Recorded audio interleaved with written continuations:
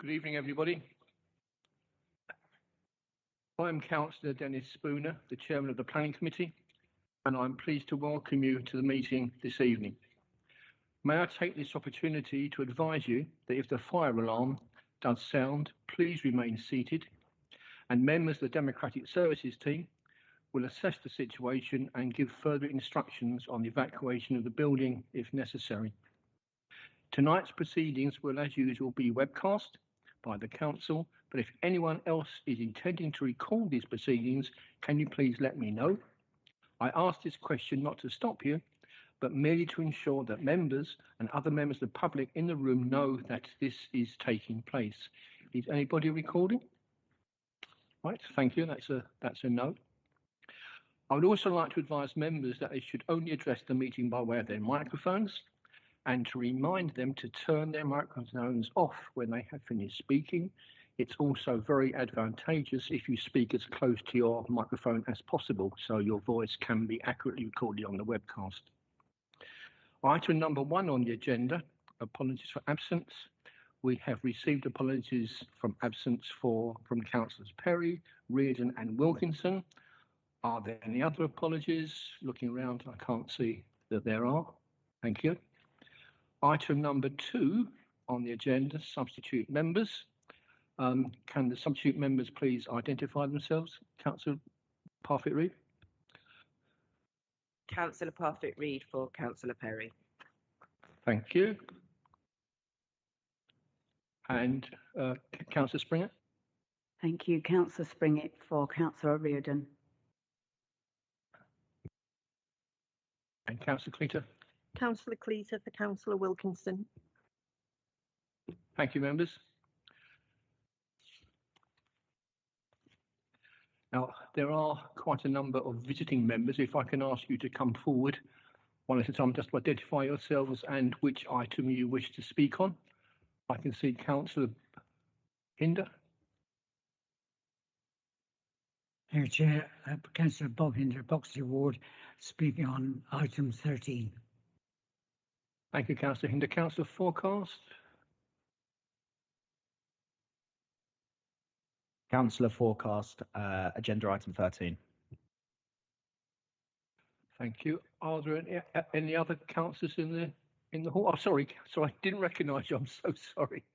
Councillor Jones, Boxley Ward. I'm here for item 13. Thank you very much. I'm sorry for not recognising you. Is there Councillor Thompson here? He's stuck on the motorway, I gather. He's going to try again. Ah. Is that Councillor Thompson? Is that Councillor Thompson? No.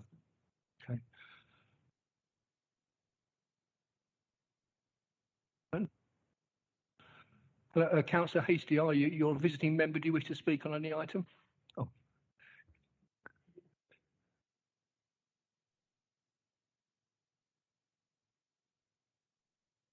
Sorry, yes, I'd like to speak on item 13, please. Thank you, Councillor Hasty. So Councillor Thompson is stuck on a motorway, so I'm told. Okay, passing on to item number 4. Items withdrawn from the agenda, there are none. Item number 5, date of adjourned meeting. That will be on the 31st of August, which is next Thursday. I'm very hopeful we will get through the agenda this evening and won't need that. Item number 6, urgent items. I intend to take the update reports, and you've all had to think at least 2. I propose to take them as they contain information which is relevant to the applications we are to consider. Item number 7, disclosures by members, and I'm going to go around the table clockwise, Councillor Cox. And this is disclosures. I'm poised. None? No, I have a disclosure. I'm the chairman of the Vinters Valley Nature Reserve Trust, and hence on item 13, there is representation from the trust, but I was not part of that, and I still intend to speak and vote. Thank you. Thank you, Councillor Cox. Councillor Mumford, Councillor Cleater, Jeffrey. Anybody else? No more disclosures. Next, disclosures of lobbying. Has anybody not been lobbied on item, which one is it? Item 13. Have you not been lobbied? Okay, thank you. Right, going round the table again clockwise, lobbying on any other application. Item 17, Mr. Chairman. Councillor Cott. Declaration. Sorry, I had just checked something. Detling Parish Council have made a representation on this application. I am chairman of Detling Parish Council, but I was not at the time that the representation was made, as I've only just been appointed to the Parish Council 2 weeks ago. Thank you, Councillor English. That is duly noted. Declarations of lobbying, Councillor Mumford. Item 17. Councillor Cleater. No, only item 13. Councillor Jeffrey. Items 17 and 19. And Councillor English. As I said, I've just made the declaration in Detling, and I've been lobbied on this, but no other items, oddly enough. Thank you, Councillor Harwood. Thank you, Chairman. Items 15 and 17. And Councillor McKenna. Just 17, Chair. Councillor Springer. Yeah, item 17. And actually, Councillor English has just pointed out, I'm also now on Detling Parish Council, but was not on the Parish Council when they made a representation on item 13. So I was not part of that discussion or decision. So you're making a declaration of, yeah. Okay. Yes, it hadn't occurred to me, but that's the same point for me. Thank you. Okay. Councillor Parfitt-Reid. Lobbying? No, thank you. Oh, okay, well, apart from 13, yes. Councillor Russell. Item 17. Thank you, members. I've been lobbied on 13, obviously, as everybody else has, and on 18.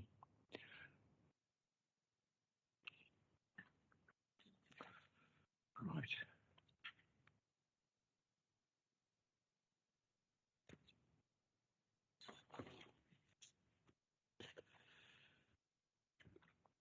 Item number 9 on the agenda. I move that all the items on the agenda be taken in public as proposed. Is that agreed? Thank you, members. Item number 10, the minutes of the meeting held on the 20th of July. I move that the minutes of that meeting held on the 20th of July be approved as a correct record and signed. Is that agreed? Thank you, members. Item 11, presentation of petitions. There are no petitions this evening. Item number 12, deferred items. I'll ask Mr. Jarman to introduce this item for us. Thank you, Mr. Jarman. The floor is yours.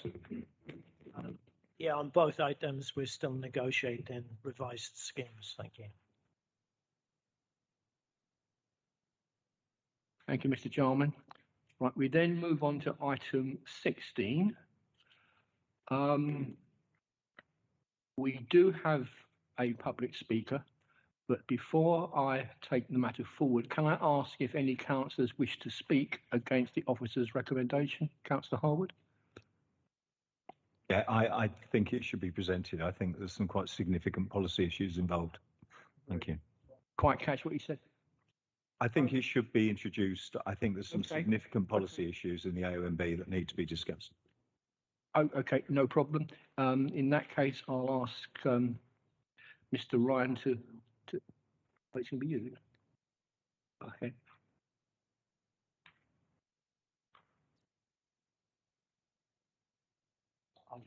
Okay. In that case, Mr. Jarman will introduce the report, members. Thank you, Mr. Jarman.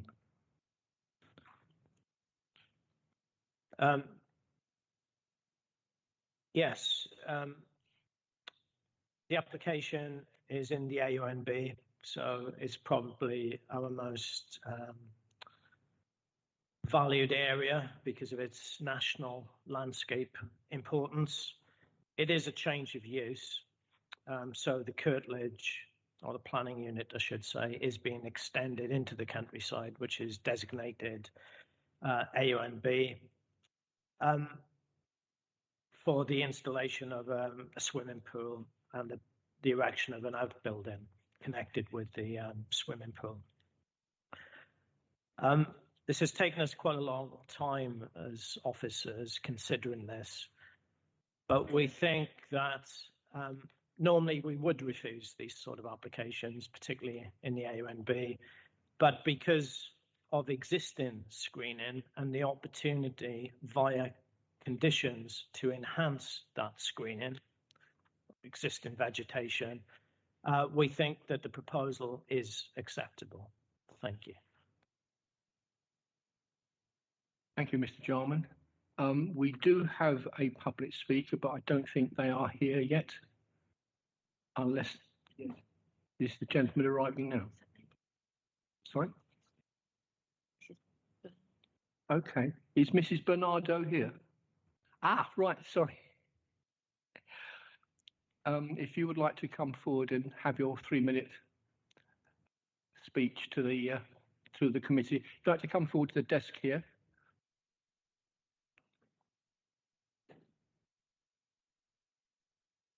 And you have 3 minutes from when you press the central button and your microphone will turn red. And I'm afraid I will stop you after 3 minutes to be fair to everybody else. But we all want to hear what you have to say.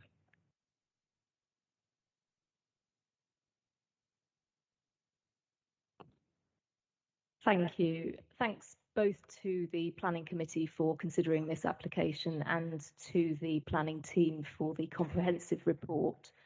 My husband and I have been the homeowners of Cam Hill since 2012. In addition to the information in the Planning Committee report, we would like to briefly highlight some additional points. So firstly, with respect to the change of use of agricultural land to domestic garden land, the report states that a gardener's letter is available confirming that the gardener maintained the land and that the land was used for domestic purposes only from 2012 to 2018. Since 2018, a new gardener has managed the land following retirement of the previous one, and invoices and/or letters from the new gardener can be supplied if necessary, which cover the period of 2018 to the current date. As evidenced by photographs and video footage supplied as part of the application, the land in question has only been used as garden since the property has been in our ownership, i.e. since 2012. And this was also the case for the previous owners who occupied the property from 2005 until 2012. Secondly, concerning the character and appearance of the development and the surrounding area, we fully commit to filling any gaps to the boundary vegetation at the border with South Lees Lane with planting of vegetation that is in keeping with the native Kent Downs vegetation. Indeed, where storms in previous years have caused damage to or destruction to trees and vegetation around the border of the property, we have on numerous occasions undertaken replanting to fill in any gaps left by the damage. The outbuilding will be of a small size, low height, and built using natural materials and style which are complementary to and in keeping with the main house. So thirdly, regarding trees, landscaping and biodiversity, the landscaping around the proposed development will include new planting of hedgerows and plants which are native to the Kent Downs, and these will be maintained in a manner and frequency such that the wildlife is not disturbed. We will seek professional advice on this. Furthermore, as is the case with our choice of plants around the rest of the property, we will ensure that plants around the proposed development will include those which attract pollinators. And lighting will only be used where absolutely necessary. It will be of low intensity, focused only when needed, and not left on for any longer than the pool and outbuilding are in use. And then lastly, just some other environmental considerations. A solar panelled pool cover has been identified for the pool, which will considerably reduce the use of electricity to heat the pool. The pool will only be in use during the summer months when weather is warmer and the pool water will naturally be warmer without heating. A saltwater chlorination system has been identified for the proposed pool as a natural and more eco-friendly way of treating the water. And then finally, we will, of course, comply fully with any conditions placed on the development in terms of minimising the environmental and visual impact and protecting biodiversity. Can I call you to a halt there, please? Thank you very much. Thank you. Thank you. Thank you. Right, now, we don't have a local member, so I think it goes straight to you, Councillor Harwood. Thank you, Chairman. I think there are a number of quite significant policy issues we need to get our heads around here, because as Mr. Jarman's pointed out, the Kent Downs OMB is the highest level of protection we've actually got within the borough, and there are some assumptions made in this report. I mean, for example, it talks about the fact that the site is well landscaped. Well, it's well landscaped until the landscaping is removed. None of the landscaping is protected.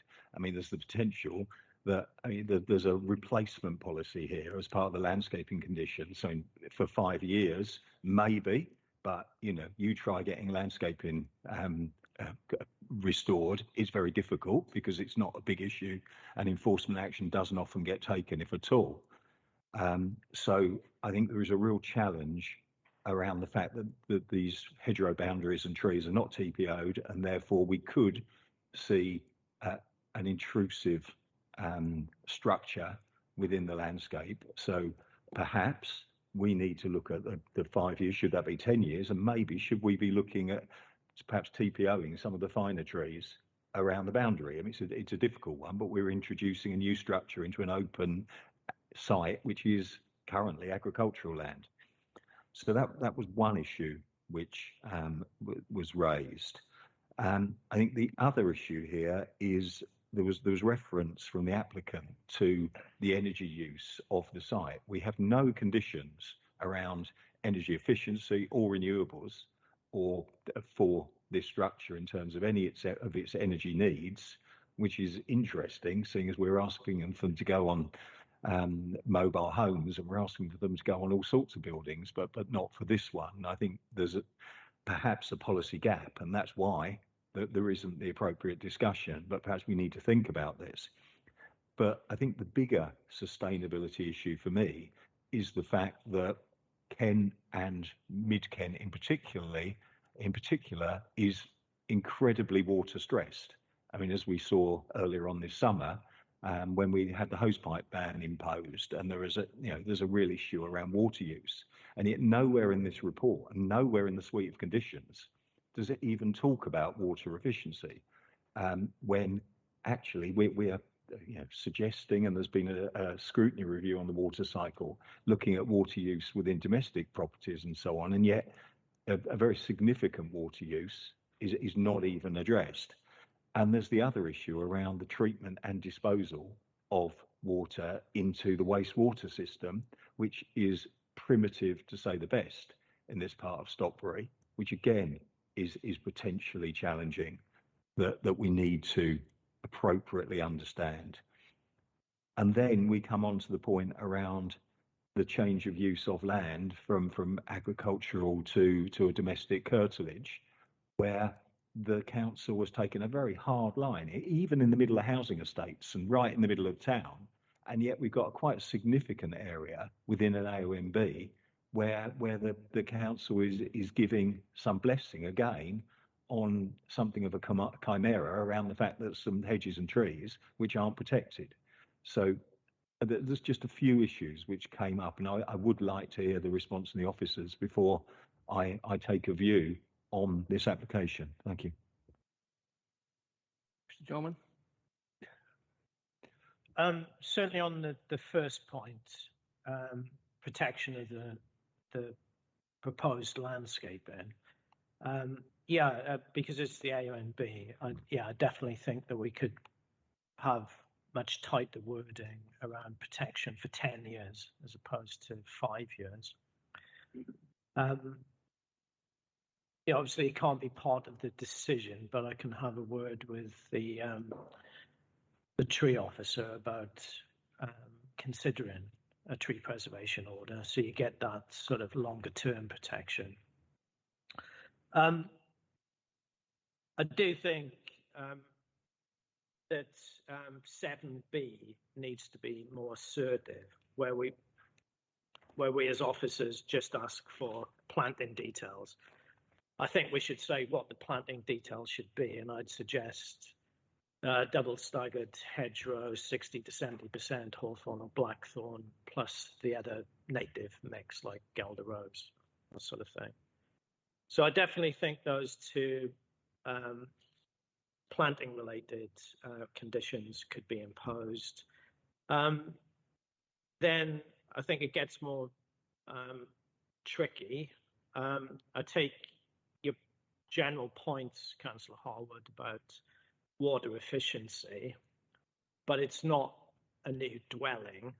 I know in the draft local plan, leaving aside whether or not this can be enforced, that there's a draft policy requiring 110 litres per day, but that obviously doesn't apply to swimming pools or pool houses. So I'd have a question mark about the policy basis for putting on any kind of condition to do with water efficiency. And similarly with energy efficiency as well. Obviously, as I think there's an item on tonight. I think what is often said is micro renewable energy creation, but in terms of energy efficiency, there is no policy, and the reason for that is because it's obviously covered by Part L of the building regulations. That's not to do with solar panels, because I know members are very keen on solar panels because you can see them. But I don't think we've got the policy basis for solar panels on a pool house. And the same for treatment and disposal. I'm not saying they're not, pertinent issues, but it's difficult within policy to impose conditions on them. Thank you, Mr. Jarman. I mean, is there any way perhaps that the conditions could be beefed up on energy efficiency and renewable, or are you quite happy with the way they are currently expressed? Sorry, at the moment, because of the policy vacuum, there aren't any. Okay. However, I did hear the applicant speaking about pollinating species, and perhaps, well, I do think it would be pertinent to have our usual conditions around biodiversity enhancement. Perhaps that, sorry, that's the last one, and perhaps that could be beefed up. Do you wish to come back, Councillor Hodd, or does anybody else wish to speak? Okay, I think I had Councillor English, Springett, and then Jeffrey. 1, 2, 3. I think that's the order you came in. I hear what's said about the lack of policy background. It's something Councillor Harwood, I and other members here have been trying to address with some difficulty recently, but we have been trying to address it. But, that's a work in progress and we're not there yet. The landscaping conditions would be an improvement, and I think relying on screening which can easily disappear is probably something that we've run into many times in the past and found ourselves shortchanged as a result. That's not particularly to say that this applicant is intended to do that, but it has happened. It's probably not going to be possible to change the energy conditions here, unfortunately. But I would be interested to hear what the officer's point was on the agricultural land, because I don't think losing the agricultural land being converted to domestic curtilage. I understand this may have been going on for a long time, but the point wasn't addressed in your remarks, unless I missed it. And Councillor Come back on that, Councillor. Did Mr. raise that point? Jarman.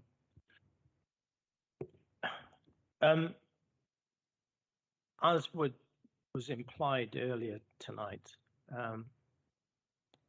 and this is the reason why it's come to committee, is that it is contrary to the development plan, because there's obvious potential harm to the character and appearance of the countryside.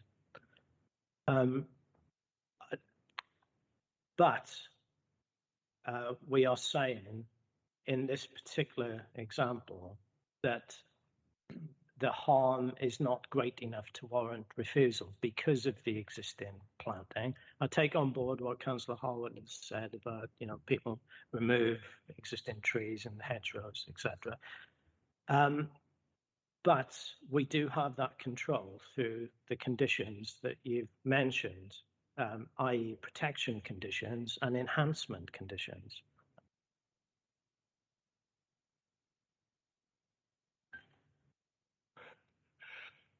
Thank you, Mr. Chalmers. Councillor Springfield. Wasn't. Councillor. Thank you. My question was around, are there any dimensions given on the amount of cut and fill? It's quite a nicely sloping site at the moment, looking at the picture. And we don't have any, I couldn't see any dimensions as to how far they're going to take this cut and fill.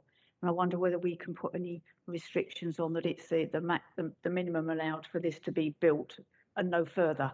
Because I don't think there is a drawing. The proposed site block pan trees, I think, shows quite a long retaining wall that then sort of curves around the back of the building. I just wondered whether there was any limitation to ensure that the cut and fill is the minimum amount that's required. Yeah. Sorry to keep coming back.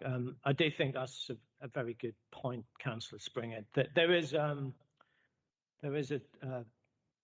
elevation I'm looking at, but I do think it would be appropriate because, as you pointed out, it's clearly sloping land. For there to be a condition on requiring what I call before and after contours and sections as well, to make sure that it's cut as opposed to creating a platform, which, depending on the extremity of it, would obviously have potential to have a harmful impact on the character and appearance of the countryside. Thank you. Thank you, Mr. Chalmers. Councillor Jeffrey. Thank you. Yeah, I concur with much of what's been said already. I've got a question. The applicant talked about, and I've got real concerns about the ecological impacts upon this, and particularly the lack of solar. Given it seemed like a perfect opportunity to have solar, and I do like them not just for their visual impact. I like them for other reasons as well.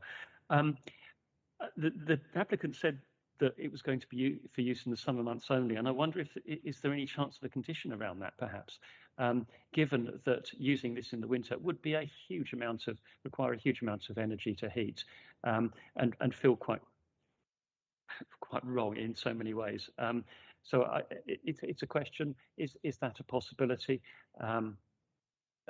No, simply because planning, controls land usage and buildings, not what people do within their own ownership. Right. Does anybody else have any comments to make upon this application? Councillor Harwood.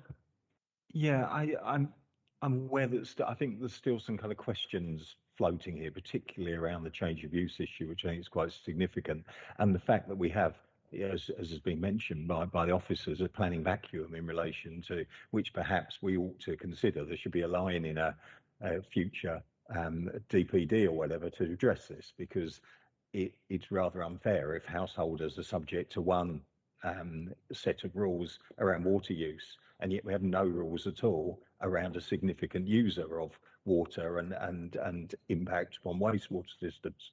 However, what I was wondering, having looked at the photographs, because the site is inaccessible to look at it, you drive past, you can't see it, but I'm just wondering whether there was an ecological survey, whether there's any data at all, because this is a chalk area, and it looks like that grass looks quite interesting from the photograph that was quite close to, and I just wondered whether there was any ecological data which accompanied the application as to what's actually on that site, and therefore, are we looking at a kind of net gain mitigation type issues? Because even though the 20% net gain relates to domestic and residential development, net gain policy still applies, even though this is a curtilage building.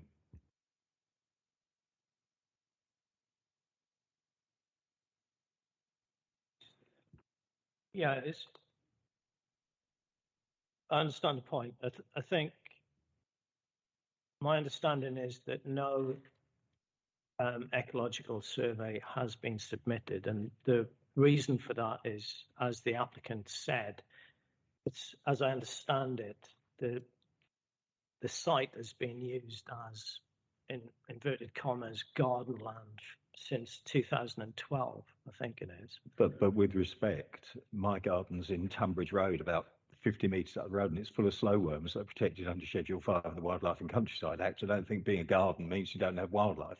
I'm just kind of interested as to what the baseline is, so that we can ensure that we do get some mitigation, if not net gain.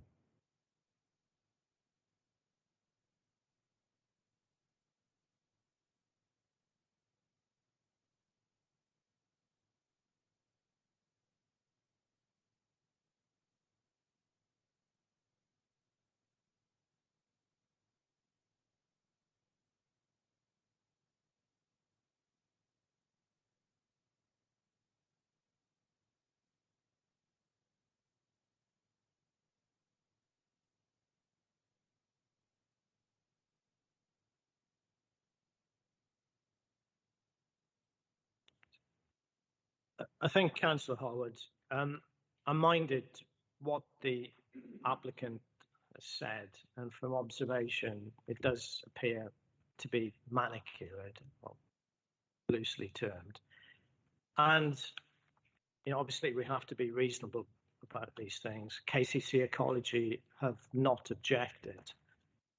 However, well, obviously, we consult KCC Ecology for ecological reasons. Sorry? Well, that's a matter of course with any consultation. But does that satisfy you, Councillor? Sorry, Chairman. I'm sorry. What I suggest as a compromise is that condition 10 is, sorry to use a crude term like beefed up, but I can't think of a better one, to include the creation of new habitat. So we designate an area of the extended garden, which is, I don't know, wild meadow or something like that. So we are controlling the creation of that. And that, again, could be protected for a number of years. If I may come back, I think chalk grassland is what is important about this area, and I suggest, because this is a change of use, because there is a loss of, just because grass is short, actually it can still have quite a lot of biodiversity, especially in this sort of calcareous substrate. So I suggest that we should require an area of chalk grassland to be established and managed appropriately with kind of autumn cut or whatever, and that's the way to do it. And I suggest that perhaps a 2-for-1 for at least twice the area of the building and its environs, and then we can put. And I think that's defendable, and I think that is reasonable under the circumstances. Yeah, I think that's reasonable. Yes.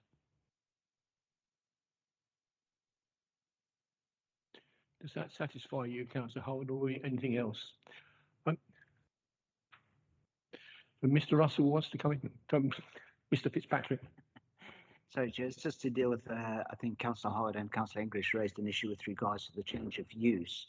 Now that's dealt with in paragraph 614, and the applicant has said that's basically it's immune from enforcement. So. Right. Thank you. So we're now looking at this application. I think what you're looking for, Councillor Howard, and please correct me if I'm wrong, we're looking for a beefed up landscaping condition, and you mentioned double staggered hedgerows, and also some landscape improvement, and also a replacement area to provide. Yeah, so it's grassland. It's taking the replacement from 5 years up to 10 years because of the sensitivity.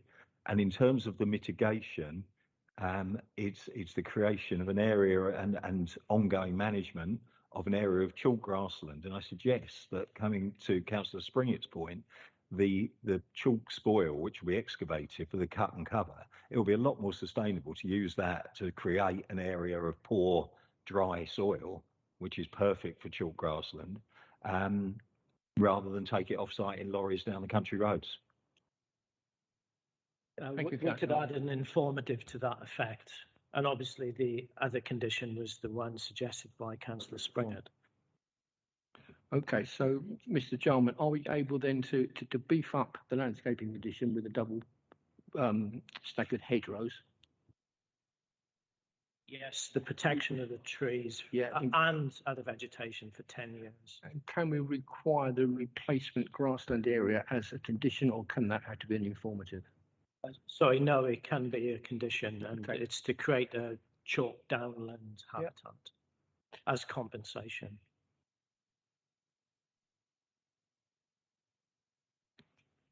Sorry. And of course, there's the TPO, which is a completely separate issue, which we can investigate. Yes, it can't form a condition, obviously, but I'll have a discussion with our tree officer. Right, is everybody all clear on that? Are you happy to propose on the basis of that recommendation, Councillor? Just to come, I'm sorry for dragging out a relatively small application, but I do think we do need to take note somewhere, and maybe this is at the end of this meeting, around looking at the policy position as relates to swimming pools, because I think there is a gap in our planning policy armoury that perhaps we do need to look at. Thank you, Councillor Harwood. Right, on that basis and with all the alterations that you've suggested, are you happy to propose the application be approved? Councillor Harwood? No? Are you prepared to propose the application be approved as with the conditions and as the... Yeah, I'm prepared to move with everything attached to it. Thank you. Is anybody prepared to second that? Councillor English, thank you. Anybody else wish to speak on this item? In that case, I'll put it straight to the vote. Those in favour?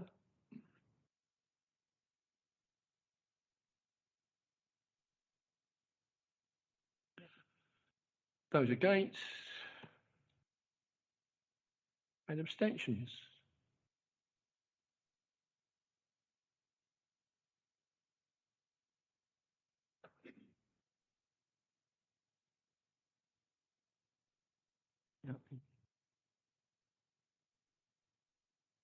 Thank you, Chairman.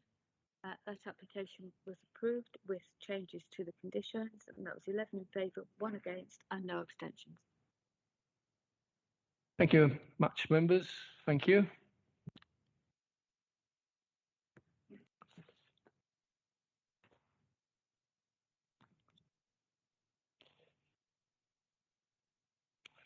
We now move on to item 2 on the running order, which is item 13 on the agenda.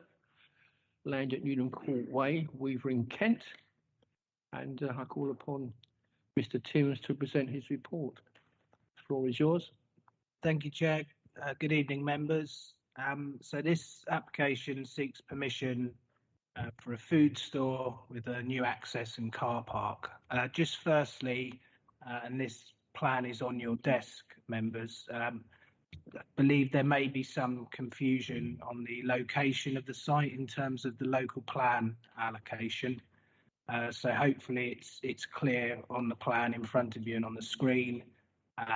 The medical allocation is the purple striped land here, and the application site is highlighted in yellow there. So hopefully that's clear that it falls within the medical allocation. And there's a second plan on the update, which is the draft local plan review map. And hopefully you can see on that on the back that the allocation, the application site is in the allocation, which the council is not proposing to change. I think where the confusion has potentially come is the applicant has stated it's not within the Kent Medical Campus, or KMC. The Kent Medical Campus is just the name the promoters of the site, which surrounds it, have given to the wider area where there's an outline permission. So it's just a name of their site. It does fall outside that, but again, just to confirm, it's in the medical allocation, and the allocation in the local plan is paramount and what members must consider. So just going through just a bit of context, hopefully everyone knows where the site is. The Kim's Hospital to the north, Innovation Centre. What this doesn't show is there's a temporary car park just here and the shopping village to the west. In terms of the proposals, the land rises gently from the road to the rear, and so changes to levels are required to create a level platform for the building and the car park. This is the site plan, so that access runs up from road level, rising up to the corner here. And in terms of levels, very generally, the rear of the site is lowered, as it is here in the north, and the southern part is raised, but that's very, very general. And then this plan just shows the approved new access to the shopping village. It's obviously not been constructed, but that has permission, KCC, and a service road here. It's obviously being designed around that. And then just quickly, a couple of photographs which show the rising levels. This one from a bit further away, and very roughly, that's the application site in red. And then just a couple of images, the applicant's CGIs of the proposed store. That's the Newnham Court Shopping Village side. And then from Newnham Court Way, and that sort of shows the raised part at the front, car park just above, and the store in the background. So I'm just going to go through the reasons for refusal. So as we said, the local plan identifies Junction 7 as a strategic location for development. The spatial strategy specifically identifies the site, or where the site is, as part of a new medical campus. The strategic economic development policy refers to the site as an opportunity to create a hub for medical related businesses, capitalising on the development of the Kim's Hospital to attract high value, knowledge intensive employment and businesses. This strategy is then secured through the actual site allocation policy, which is for a medical campus, referring to specialist medical facilities. So it's clear the local plan allocates it for a very specific type of medical based employment, to attract, as it states, high value, knowledge intensive employment. In terms of the local plan review, it hasn't obviously completed its examination, it's not adopted, but the council is seeking to roll this allocation forward for a further 15 years, and the extent of the site would not change. So as we say in the report, the site falls in this allocation, and the proposals for a food store are clearly contrary to the local plan. As members are aware, planning law essentially requires that decisions on applications must be made in accordance with the development plan, unless there are material considerations why a different decision is appropriate.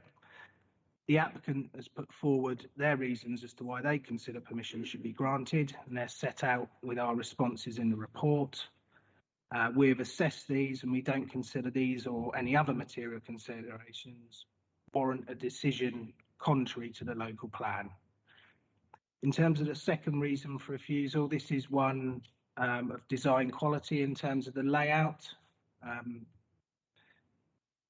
The layout has the building at the back, the rear corner of the site, with the access running across the whole front there, and the parking obviously to the front as well. Much of the parking area is raised on a plateau, and in our view that will create a poor frontage and face to the development, and also to the wider allocation site, particularly as it's a sort of entrance or gateway site.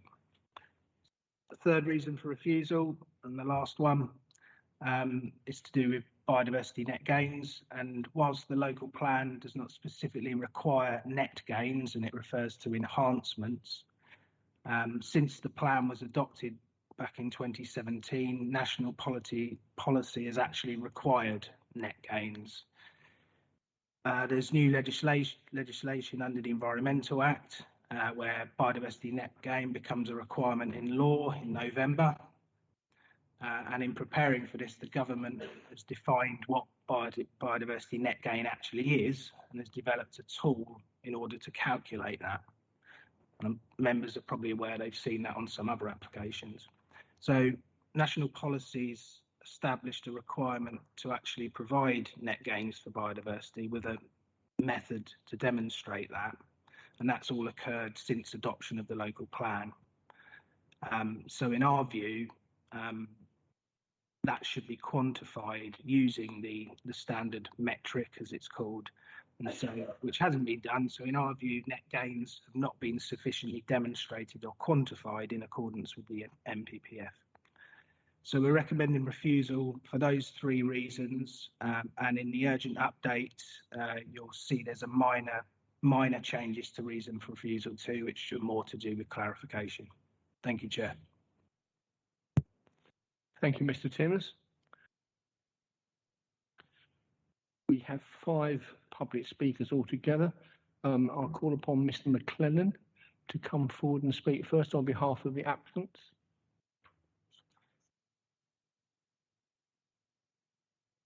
Oh, okay. Thank you, Mr. McClellan. I don't know whether you've been here before, but you have 3 minutes from when you press the central button, and your microphone will turn red, and you have 3 minutes. I'm afraid I'll stop you after 3 minutes to be fair to everybody else. But floor is yours. Thank you for the opportunity to speak. My name is Rob McClellan, and I am the Property Director at Aldi, responsible for this project. We have worked proactively with your planning officers through a robust process, and I'm pleased to be representing this application for a unique, high-quality Aldi store. We're disappointed that officers have recommended refusal. Respectfully, we disagree, and I would like to address the suggested reasons in turn. In terms of the principle of development, the site does form part of the wider mixed-use allocation for a maximum of 100,000 square metres of medical floor space. However, the application site is not part of the Kent Medical Campus, and it is not located within the boundary of the KMC outline planning permissions. These outline planning permissions provide 98,000 square metres of medical floor space. There also exists space available on the KIMS site for an additional 5,000 square metres of floor space. In other words, with the Aldi application approved, there is more than enough remaining space available to meet the 100,000 square metre allocation. The proposed Aldi store therefore does not prejudice the site allocation, and there is no policy conflict. The application is for a bespoke, high-quality store in a sustainable form. The site layout has been carefully considered, and we are proposing significant level changes to reduce the visibility of the store by cutting it into the site. Only a very small amount of the earthworks will be reused to provide a level access car park. This is required to enable safe and accessible pedestrian and vehicle access as required by planning policy. Furthermore, a landscape visual impact assessment has been submitted, which has demonstrated that there will be no harm from any of the viewpoints agreed with officers. The Environment Act, which requires applications to demonstrate 10% biodiversity net gain using the DEFRA metric, does not apply to applications submitted before November this year. Nonetheless, we have responded to your local plan policy requirement to enhance existing biodiversity on the site. We have done this through the provision of a comprehensive landscaping scheme, including 50 new trees, native hedgerow planting, as well as including bird and bat boxes. Overall, the project will deliver a biodiversity net gain. We know from our own comprehensive consultation that highways are a key concern for residents. We have therefore agreed a condition that means the store cannot come into use until the Bearsted Highways improvements have been implemented. We have also designed a drainage strategy that will ensure no pollutants from the site or car park enter the watercourse, removing any potential impact on the Vinters Valley Nature Reserve. We know this is an important issue for the Trust, and we commit to working with them in future to provide them with the reassurances they need.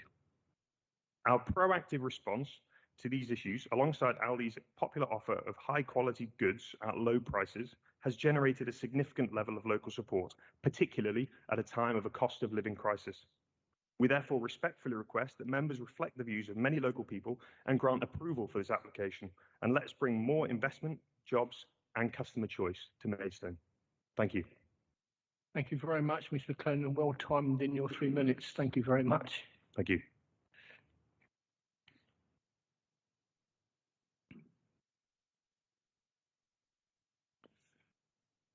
Right, we now have Councillor Forecast. If you'd like to come forward, I'm sure you know what to do.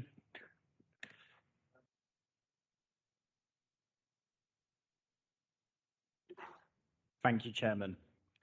Aldi is an increasingly popular supermarket for consumers with quality products at great prices, something which is particularly needed during but not limited to the current cost of living crisis. Having worked in a local supermarket throughout the entire of my degree, I know firsthand the benefits of having a good local employee on my doorstep. This application will bring about dozens of local jobs, and enhanced investment and employment within our borough can only ever be a good thing. I appreciate the concerns regarding congestion, but we've just allocated significant funding for this junction for improvement. And furthermore, by having 2 Aldis, we will be improving congestion in the town centre by giving people more choice.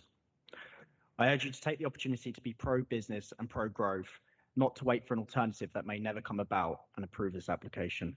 Thank you. Thank you, Councillor Forecast. Now we should have Councillor Thompson, but he's not with us. I think he's with us virtually. Okay, can you hear us, Councillor Thompson? Hello? Can you hear me? Okay, yes, we can hear you loud and clear. You have 3 minutes from when you start talking. Thank you very much.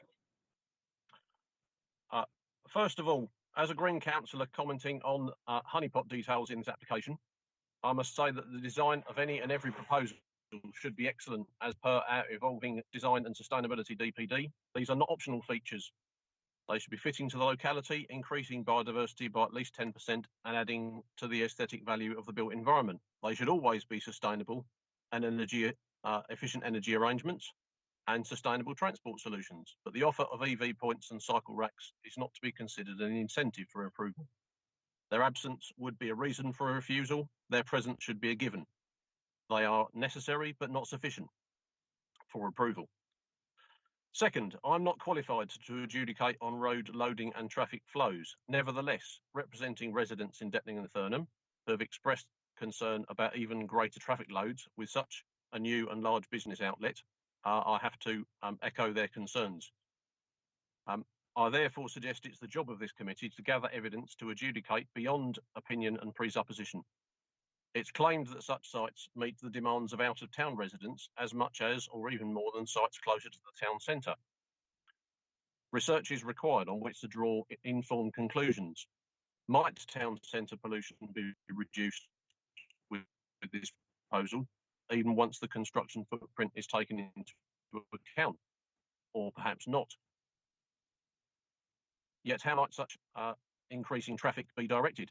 If long-standing undertakings by Maidstone Borough Council regarding various arterial routes are to continue to be at first promised and then not delivered, such as at Ware Street, then the implications at this specific site must be evaluated in that light.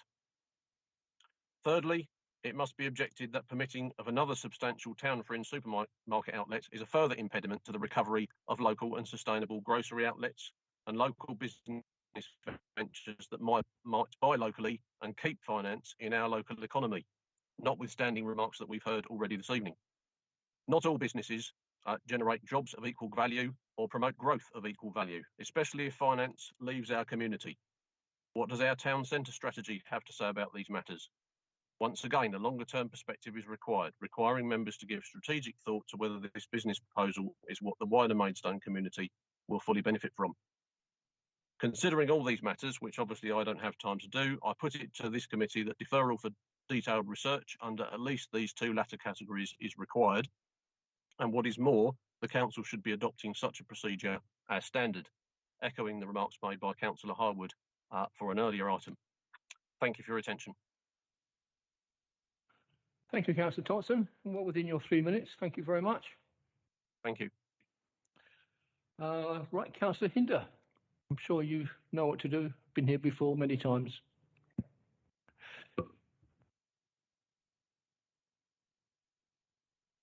Thank you, Chairman, and welcome, committee. This is a difficult one in some respects, and there is conflict, but I think the committee needs to have overriding concerns about the effects and conflict with MBLP policy RMX1. This site was designated for medical, and the borough did it for a very good reason, to attract high quality, high paid employment. And unfortunately, no photo holders, but they're not in the same league as that, you know. And I am concerned, I know residents concerned that if approval was given for this, then it would be a detraction from other high paid medical employment coming to the area. What isn't clear in your papers, members, but is clear to me, is that we listen and get comments from the local residents. This isn't clear in your papers, but the residents, by and large, do not want this development. They're for a number of reasons. The main reason is the traffic. The traffic is horrendous at the moment, and personally, and a lot of residents have said to me, they can't see it improving much, even when, and God knows when that will be, KCC do the Bearsted Road improvements, because that still will not ease the problems on the other surrounding roads. Newcut, which is one road that the Boxley Parish Council mentioned to you, it will not ease that at all. And I think there is, I've investigated, and there is other areas locally where this could have gone that has got approval for retail, but for reasons they chose to apply to here. So basically, members, the residents, I think you'll find mainly against this, and reluctantly, I say reluctantly because I am a person who believes in competition. Competition, I think, is a good thing, and competition with Tesco's and M&S would be good, but unfortunately, I don't think it's in the right place. Thank you. Thank you, Councillor Hinder. Once again, well within your 3 minutes. Councillor Jones, I don't know whether you've been here before, but you press the middle button, have 3 minutes. I'm afraid I will stop you after 3 minutes, to be fair to everybody else. Thank you, Chair. I won't waste time repeating previous comments, so I'll try and be brief. Over recent months, I've spoken extensively to residents in Grove Green, and as yet, I have not found anyone in support of this application. Their main concerns, as the previous councillor said, is traffic issues, and that there is no need for another large food store in this specific area. I understand the applicant has given an assurance that construction will not start until the Bearsted Road works are completed. However, Grove Green residents have been badly let down by assurances of improved infrastructure for the new schools in the area, which has not happened. So understandably, they are sceptical about the applicant's assurances. It's also not clear if the traffic modelling put forward by the applicant has taken into account that the nearby schools are not yet at capacity. Also, although the application includes cycle storage, there are no cycle paths from Grove Green, Bearsted or Vinters to the site, and none appear to be included in the upgrading of the works on Bearsted Road. Lastly, I agree that the large car park to the front of the development would be detrimental and dominate views from the surrounding areas. I urge this committee to take the views of residents into account and refuse this application. Thank you, sir. Thank you very much, Councillor Jones. Well within your 3 minutes. Excellent. Right, Councillor Hasty.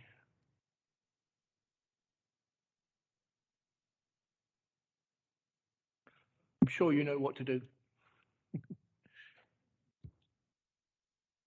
Thank you, Chairman. Thank you, members. I want to speak in support of the application. It's quite close to my ward, and I'm not sure which residents everybody else has been speaking to, but the ones I have been in favour of it. It also, as Councillor Forecast said, it's going to provide job opportunities that are much needed at the moment, and also the nature of the store will help people in a cost of living crisis by giving them a choice. The traffic problems, I think what it will do is actually alleviate some of the problems that we have down in the Wheeler Street, Holland Road part of the town, where at any time of the day traffic is queuing to get into Aldi and out of Aldi. So by moving and having another store slightly to the north of the borough, I think that will only be a good thing for round by the town centre. And once the planned work for Junction 7 and Bearsted Road are complete, I don't think that it's going to be a hugely detrimental. It will probably benefit the people in Grove Green as well, because less people will be going to Tesco, which I think is also probably a good thing, because it will spread the traffic around and people won't be waiting and queuing to get into a car. So yeah, as others have said, I have spoken to a lot of residents. A lot of them are in favour of this. They're probably different ones to what other people are speaking to, but that's my view, and I really do support the application. Thanks. Thank you, Councillor Hastie. I have a number of councillors wishing to speak, but before I open to the floor, Mr. Jarman would like to address you. Yes, to help the conversation. I don't disagree with what Mr. McClellan said. The site is outside of the Kim's permission. I think those were the words that he used. That's largely irrelevant, if not totally irrelevant, because the Act says that planning decisions, and there's a number of councillors over the years remind me this is a regulatory committee. So what is the regulation? Well, principal regulation is that decisions should be made in accordance with the development plan. And Richard has quite clearly shown that it's in the allocated area. So in my simple world, it's a cake, which we've identified, and Aldi want to take a big slice out of it, so you have less cake. For the medically related uses that you, councillors, chose.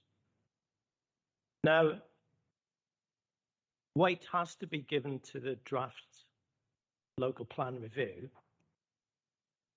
and as reviews go, because the policy is from 2016, in 2023, we have reviewed the situation.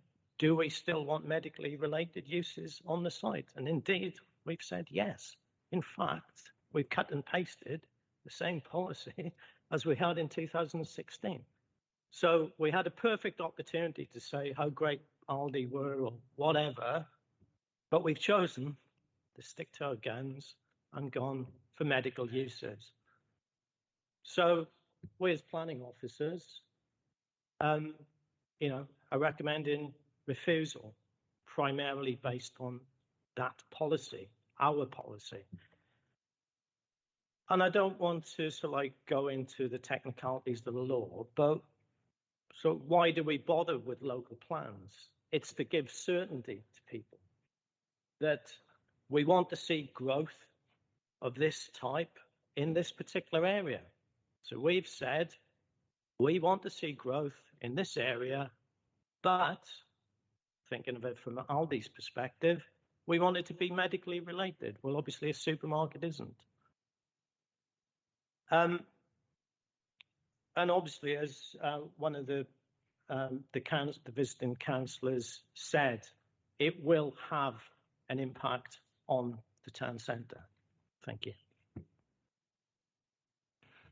Thank you, Mr. Jarman. I have a number of councillors lining up to speak. I'll just read them out so you know where you fit in the order. I've got Councillor English, Harwood, Mumford and Russell.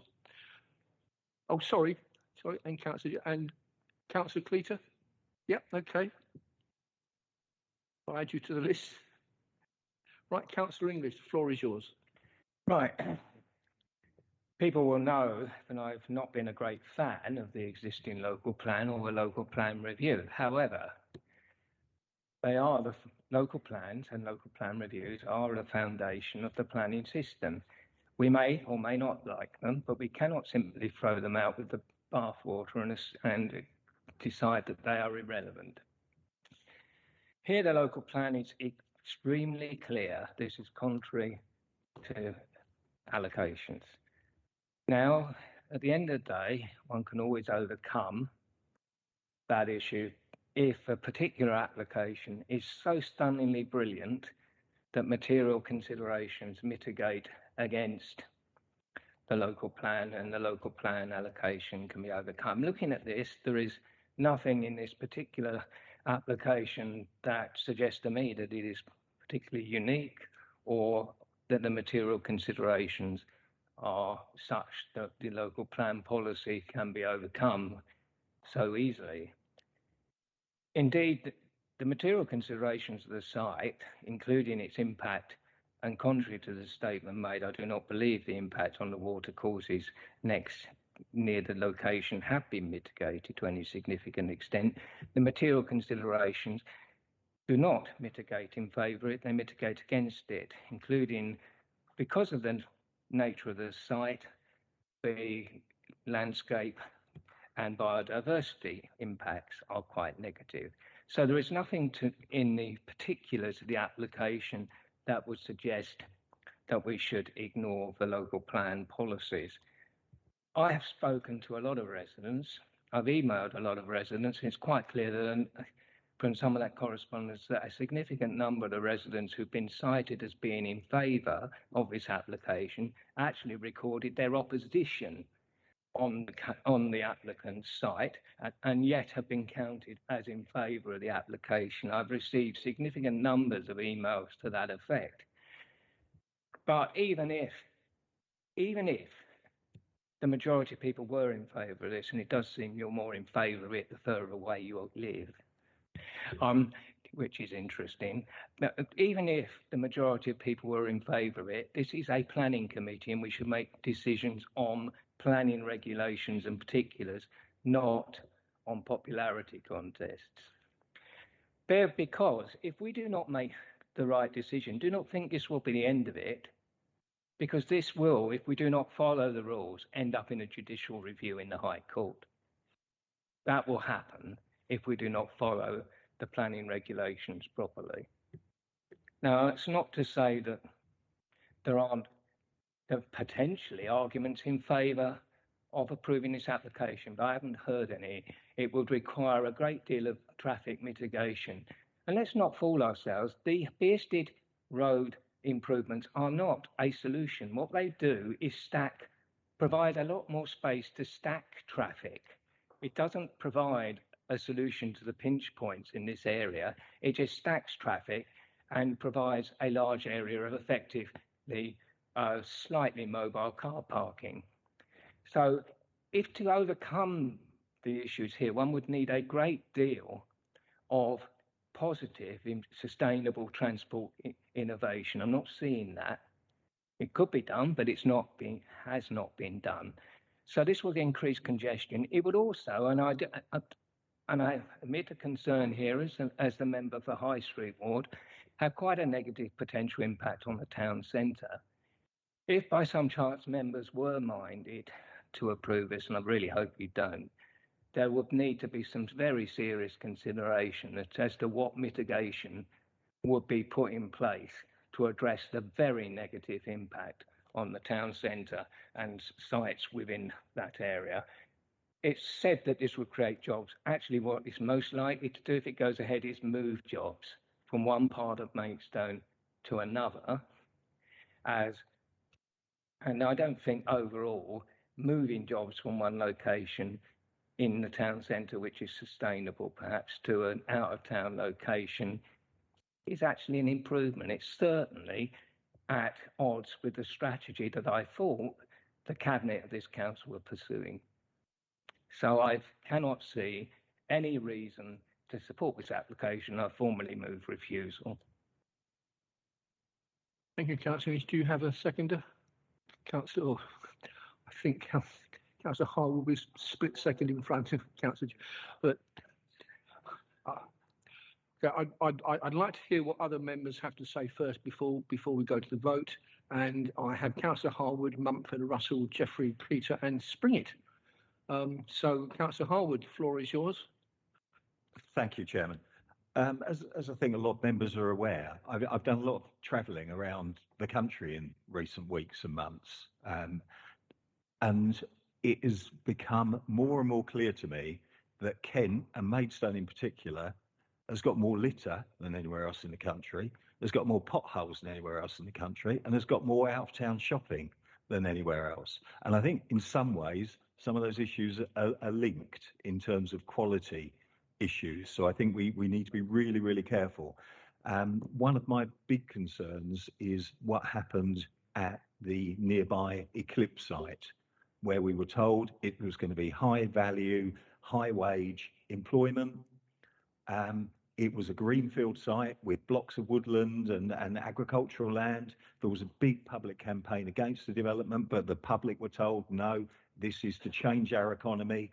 And what we ended up out of town, Next Sheds and other supermarkets, which incidentally are car parks full of litter everywhere. So I think there's a fundamental issue here because the policy RxM1 brackets 1, it doesn't mince its words. It states that non-medical uses will be refused on this site. And this site, if anything, was more important in the public's mind. You'll remember this entire site used to be a special landscape area under the old county structure plan set up, as because it was in the foreground of the Kent Downs AONB. And one of my first acts as when I was elected as a councillor back in the late 80s was a meeting with Andrew Rowe where we were defending this very site against a development proposal. And I think we need to be really careful that if this must go, it must go for the genuine medical use and high value use to change Maidstone's economy. What we do not need is yet another supermarket, out-of-town supermarket. I've got a couple of detailed concerns, however, and I really do not want this to become a zombie application, that if it's refused, it keeps coming back at appeals and resubmissions and legal challenges, as we have had in this general area, where they just do not go away. And I just want to be absolutely clear that the conditions are absolutely appropriate in terms of the reasons for refusal. The point that was made around the fact that we have an Aldi store not far away, which is very heavily used, is very sustainable. I do not want, if this should go ahead, a Marks and Spencer situation where as soon as the out-of-town store is permitted. And I wonder whether we are strong enough in relation to some of the issues around the potential loss of town centre stores. I also just wanted to bring in the point that Councillor English had raised around the watercourses. We've been told there will be no attenuation ponds for surface water runoff, that they're maximising development in the application site. Therefore, basically, the car parks and the buildings, it will flow straight into the stream, straight into the Vinters Valley Local Nature Reserve, and then into the River Lem. What's bringing its salt and its pesticides and its kind of heavy metals and plastics and everything else that ends up in car parks with it. I'm not convinced that we've got the policy safeguards there. In terms of things like looking at the landscaping, I looked at landscaping. It's a revised landscaping scheme, but it still shows cherry laurel, even though that's incredibly invasive, should be banned, and it's right next to Ancient Woodlands and Nature Reserve. Chinese calorie pear and things like that. I think some of the details, we need to be really careful that if through some route it comes back, we need to have identified all of the problems and the issues that are inherent in this application. I won't go on because I know that others wish to speak, but I do think this is a very prominent site. It will cause an impact by day and night in terms of landscape damage. and it will bring with it a lot of antisocial activities and so on. And I'm really concerned about this area anyway. The very brutal road widening scheme that's proposed, with huge concrete retaining walls and all the landscaping ripped out, is fundamentally going to change this northern edge of the town. What we do not want is then a supermarket on a plateau in front of the AONB. Thank you. Thank you, Councillor Harwood. Councillor Mumford. Yeah, it's very simple for me because we got a local plan. We are a regulatory committee and we've got a local plan. Bloodletting went over that local plan. This landowner put up his land at the call for sites and it got allocated for something. And that is our policy. The local plan gives us control. And every time you go away from the local plan, you devalue it. And you're talking here about even the local plan review. You will devalue that. And you will, in time, have it thrown back in your face. As if you look at page 24 on your report, they're already looking at Marks and Spencer's and Next. Was it a mistake? Well, actually, it wasn't policy compliant, in my mind.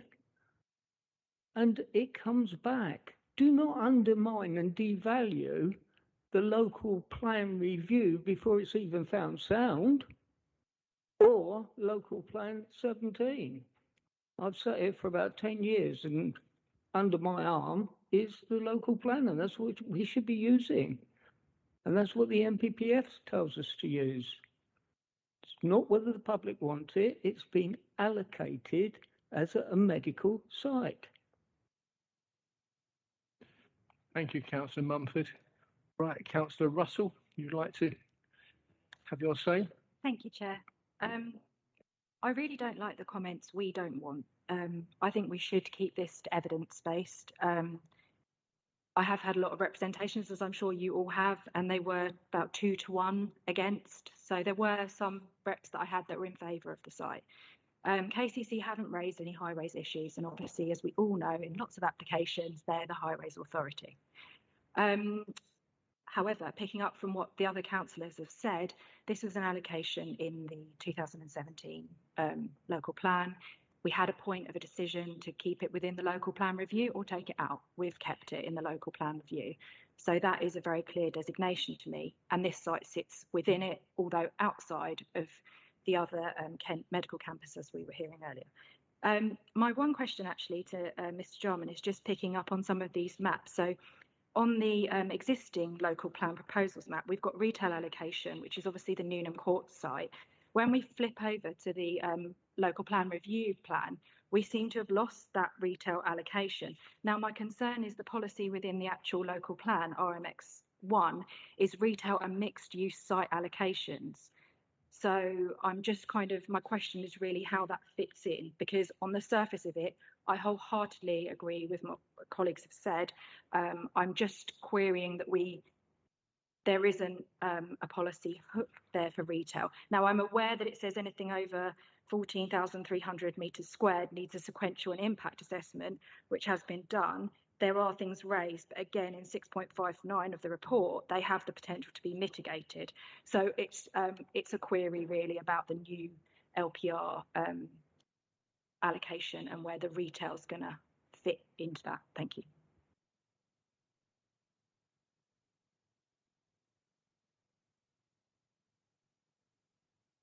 Thank you, Councillor Russell. I'll ask Mr. Jarman to clarify that for you at the end after everyone else has spoken. So the next, Councillor Jeffrey. Thank you. I think I've got 4 points. Firstly, I mean, absolutely, this is a medical site. It's a healthcare site. We have an NHS in absolute crisis. We have 40 hospitals promised not being built. We've got an ageing population, an increasingly ill population. Why on earth would we even vaguely consider not trying to get more healthcare facilities here is absolutely beyond me. The local plan is very clear.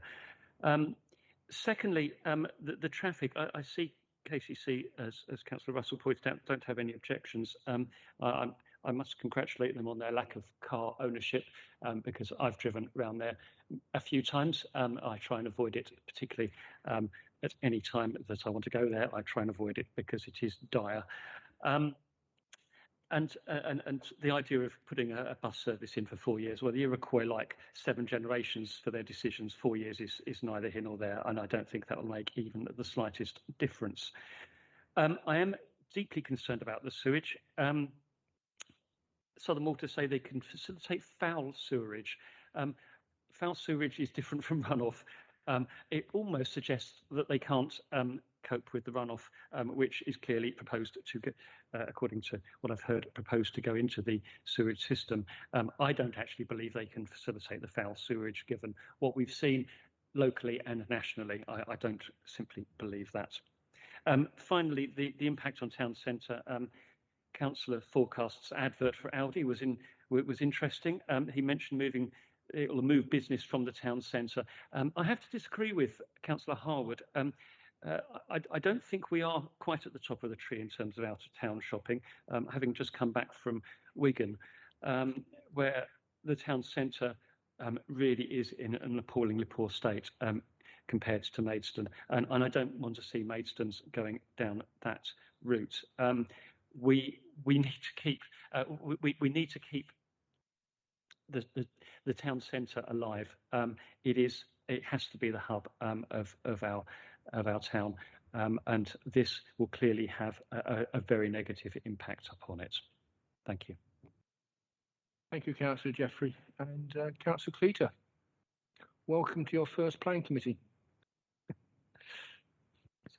Thank you, Mr. Chairman. For me, it's just very clear. It's on a medical site, and yes, maybe nothing's been built, but we've had that tiny thing called a pandemic going on that's very much occupied the mind of those who are developing medical facilities. And it's clear as well that NHS trusts such as Mason and Tunbridge Wells, etc., are looking now at more off-central site areas to do some of their, shall we say, outpatient screenings, etc. So I see this site being developed more now. There's more of a ability to now focus on the future rather than just keeping people alive in the pandemic. Now, I'm in an interesting situation here because 2 of my local councillors have spoke on either side of this. But for me, it's very clear what's in the local plan. I'll hold my hands up. I was shopping in Aldi last night in Well Road. This is nothing against Aldi. I shopped in Aldi when I lived in Germany, but I have to say their shops are their shops. They're very much all alike wherever they are. So for my issue, I'm looking at this purely on a couple of things.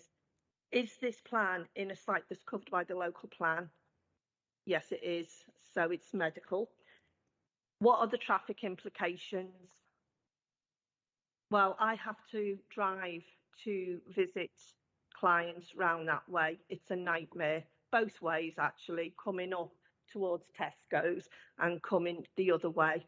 I also had to drive when they had that massive sewage leak in Bearsted, driving to Bearsted, and it was awful. So quite how they're going to cope with the runoff, etc.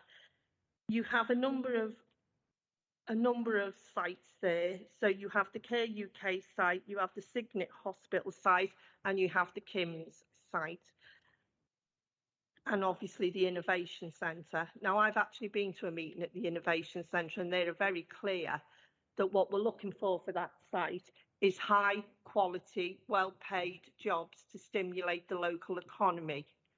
And much as Aldi are leaders in payment in retail, they're not the jobs we're looking for in that area for that site. So for me, my decision will be based on the facts of the local plan and what's being said in this meeting today around traffic, around runoff, etc. Thank you. Thank you very much, Councillor Cleater. Councillor Springett. Gosh, I didn't And think I then- was and near then the front Councillor of the Cox. queue then. And Councillor Parfitt-Reid. Okay. Okay, thank you. I mean, I just uphold what everyone else says on the local plan policy. And my concern is once you move away from your local plan, which is your guidelines and your safeguard, you're into no man's land. So this is part of our allocation for high quality employment land. So let's give it up for Aldi. And then everybody else will go, well, you let them on it, so you've got to let us on it now. You've obviously got no policy. So we are at risk of losing the other sites. Then what will happen? We come to the local plan review and the inspector will say, well, where's your allocation for high quality employment land, Maidstone? Because you've just used it all up. You will have to allocate some more green fields for your high quality employment land. So here we go again. So my concern is we have it there. I hear the argument. It's been there for 7 years. Our local plan runs till 2037. And it will be 2038 if the local plan review is accepted. We have another 15 years. We're just coming out of COVID. We're just coming out of a recession. Now is not the time to abandon our plans and our proposals. We need to give it a little bit more time to get what we want. So first of all, policy and the risk of not adhering to that policy. Now traffic, this is my patch. I have objected to the upgrade of the Bearsted Road because yes, it's chaos, but until we get a Leeds Langley relief road, the volume of traffic in that location will remain. All the upgrade of the road will do is shove the queue to the other end of New Cut Road because there it hits the queue for Wellington Street. There is no sound way of improving Wellington Street A20 junction, a few tweaks possibly, but there's nothing else you can do. The relief road is nowhere near on the agenda, so the volume will remain. I actually find myself agreeing with Councillor Jones. The residents of Grove Green are going to have a nightmare because the traffic will be improved just there, but it will just shove it down the other end of New Cut Road to the A20. And so increasing traffic with the supermarket will add to that problem. The junction upgrades between the two roundabouts won't mitigate. It's just shoveling it down the road. I live 5 miles to the east, about 5 minutes to the east. I can drive to at least 8 supermarkets, 3 of which are low cost. On a good day, I can drive to 10 supermarkets. So I'm not quite sure what the urgent need is there. But that's where my concern. I love the design, by the way. I think the design is cracking. I've no objection. My concerns are policy, policy, policy, and what happens if we give that up and where we end up with at the next local plan review. And I don't think it helps with the traffic implication. That's where I'll rest my case. Thank you. Thank you, Councillor Springett. Councillor Cox, Parfitt-Reid, and then Councillor Holmes. Thank you very much, Mr. Councillor Chairman. Cox. Thank you very much. There isn't any point to go back over old ground here. When we look at our papers, the first thing that we were looking at was the principle of development. It was the policy. That's the point where I stopped. I had to get clarification for what was in front of me and yet what was being suggested. That's now been made clear. If it's going to be changed, that's not what we're looking at here. Everything else could have been tweaked, changed. I agree with you about the design. Lots of things on there. They have considered the runoff water. They say that's being tanked.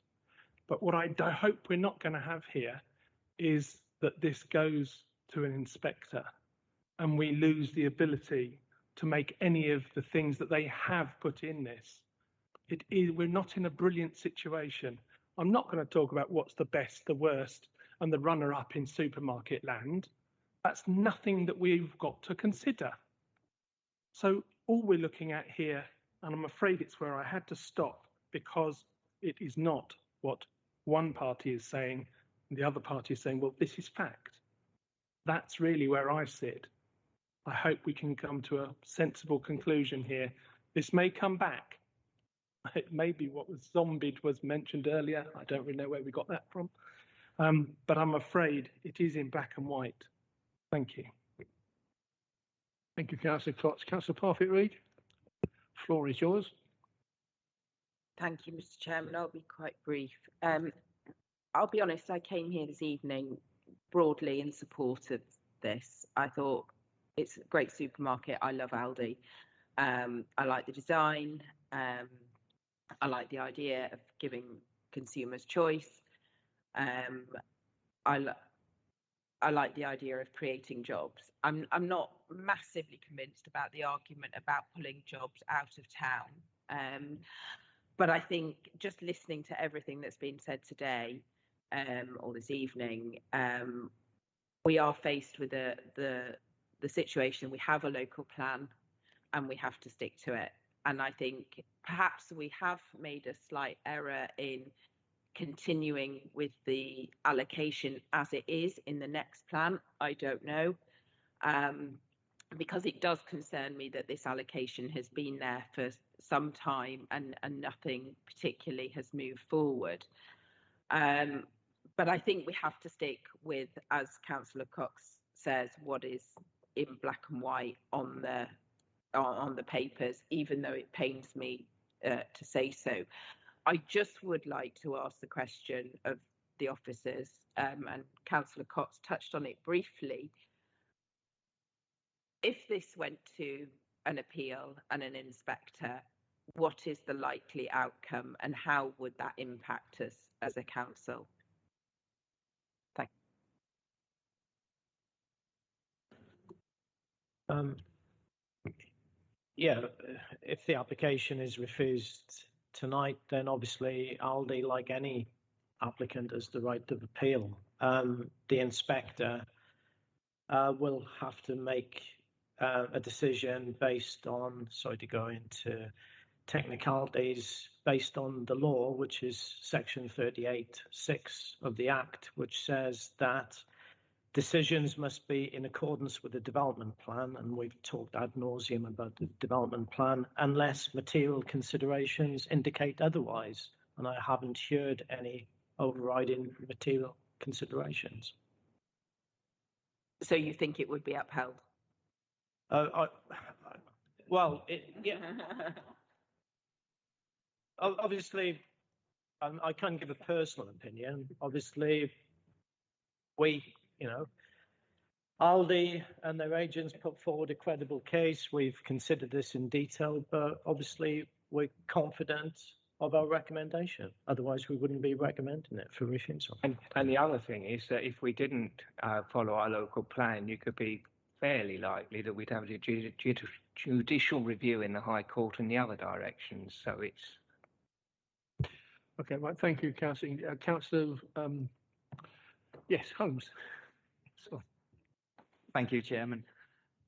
It's been an interesting debate tonight. Councillor Parfitt-Reid actually summed up one of the points I was going to make, that potentially there is an error made in keeping this area as the high medical campus in the local plan, but that is in there.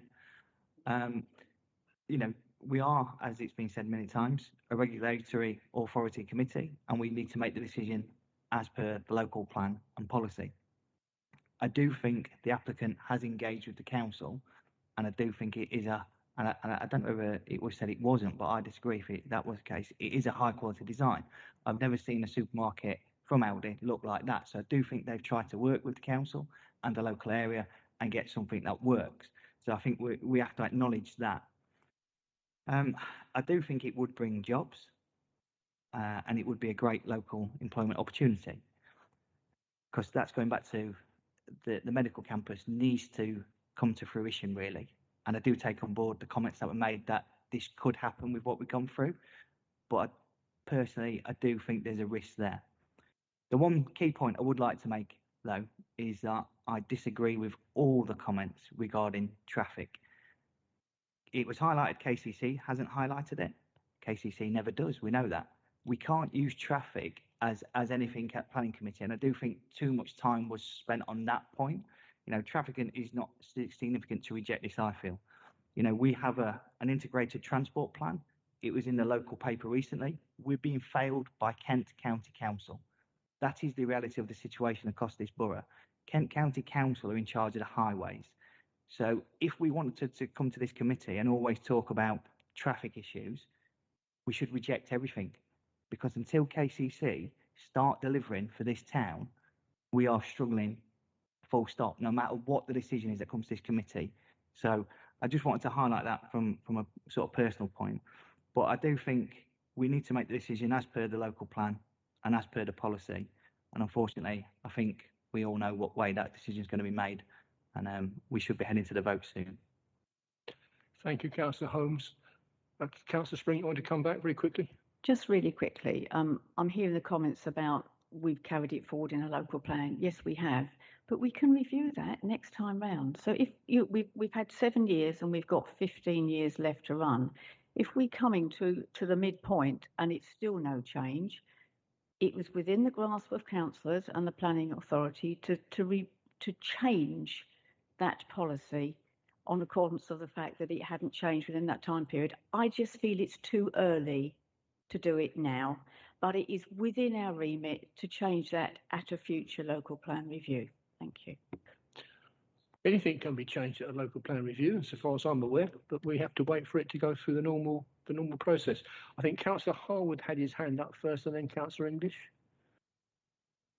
Thank you, Chairman. I think there's been a really good debate around what is an important application, but I would like to come back to the point that Councillor Cox made around, I think I kind of described it, we sometimes have zombie applications that won't lie down and die, and they keep coming back.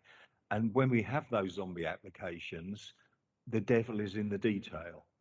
And we are told, no, we can't challenge X, Y, or Z because we didn't in the original refusal. And I think that's where I've got some concerns, because I think we have got, even with the urgent update, there are not many grounds for refusal in here, and there's not much detail as to why those grounds for refusal are being used. I come back to the point that this is a plateau site in the foreground of the Kent Downs AONB. It will have long opening hours if it were to go ahead in a largely glass building, so therefore there would be intrusive lighting issues. All of that glass next to woodlands and so on, there's going to be bird strike issues there. We're going to have salts and microplastics and heavy metals and all sorts getting into the water system, which will have an off-site impact. The site, as is currently shown, we've flagged that there is potentially a poor design issue here, but there's a reason for that. Is because there's very little landscaping.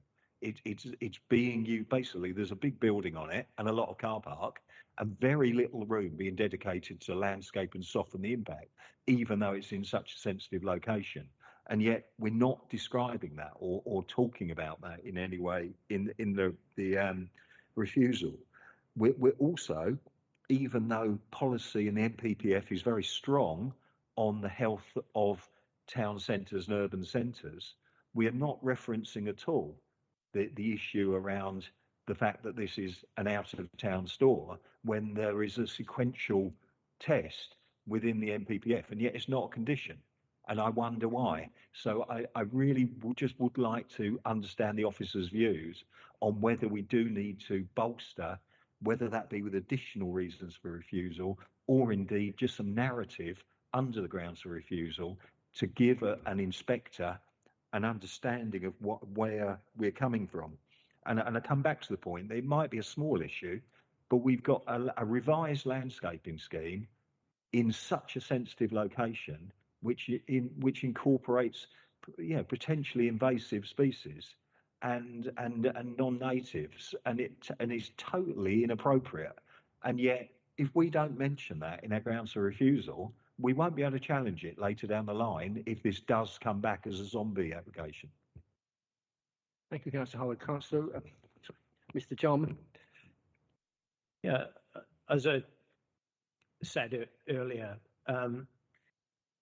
any applicant has the right of appeal, and I think it's dangerous to sort of guess what an inspector might have to say. But fundamentally, with any appeal of this nature, I'm sure it'd be at least a hearing, perhaps a public inquiry. Standard procedure is to agree conditions. So we would have the opportunity of suggesting conditions which cover all the points that you've raised, Councillor Harwood.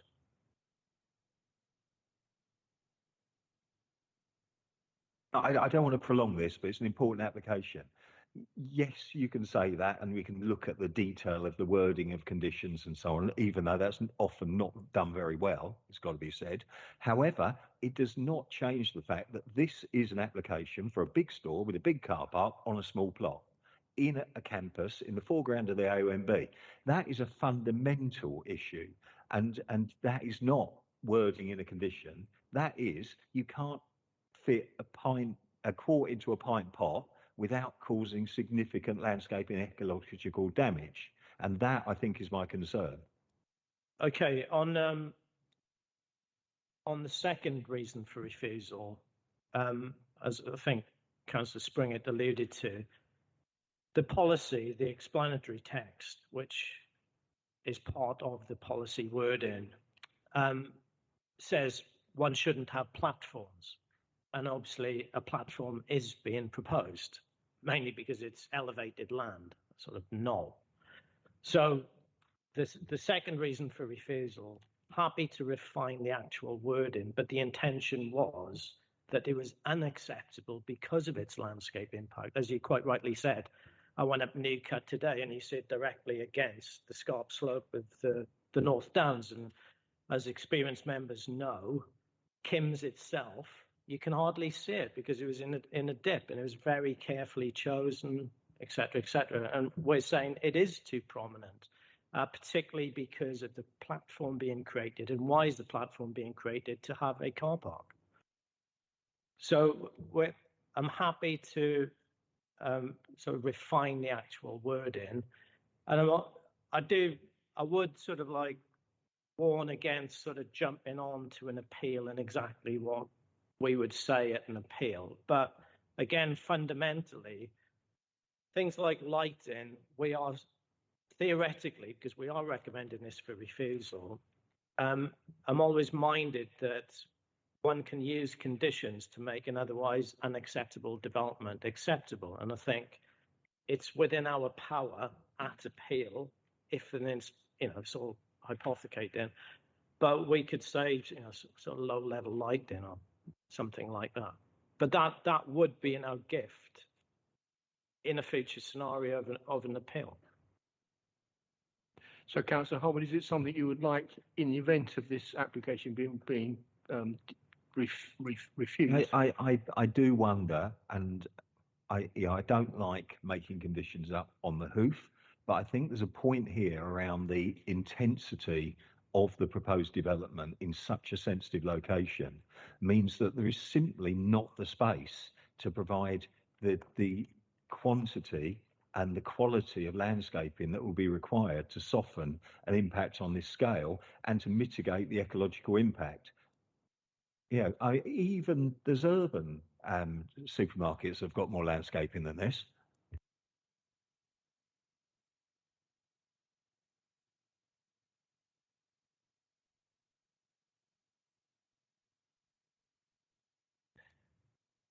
Yeah, so the second reason for refusal is to do with the layout and the arrangement, the parking, raised, dominant access at the front. In the report, we refer to the landscape, and we do think it's weak, but in officer's opinion, it's not sufficient sort of grounds on its own for refusal. But if members consider that the landscaping is weak, it's not sufficiently screening the frontage, if you like, and the poor layout, that could be, I feel, added into condition 2. And I believe policy DM1 does refer to landscaping. But reason 2 is more about the layout as such rather than the wider impact on the AONB. As we say in the report, the land is allocated for medical development, obviously not necessarily in the same manner here, but we accept the principle of some development. But I think what members are saying is that this is cramped with insufficient room for landscaping. Councillor English? Yes, that's exactly what's being said. I think the fundamental principle of the layout is it's higher than it should be, and it's rather constrained. One observation in terms of the actual use of this site overall, I wouldn't have thought that halfway, well, not even halfway through a policy, one should expect a land use allocation to be entirely built out. That would be optimistic. It's roughly 47% at 7 years, so something like that. But you know, one should give these things some degree of time. The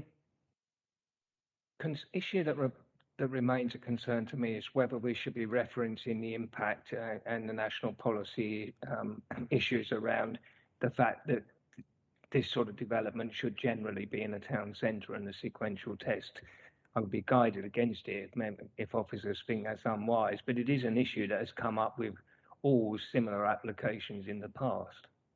So I was a little surprised it wasn't in the grounds of refusal given its reference in the report.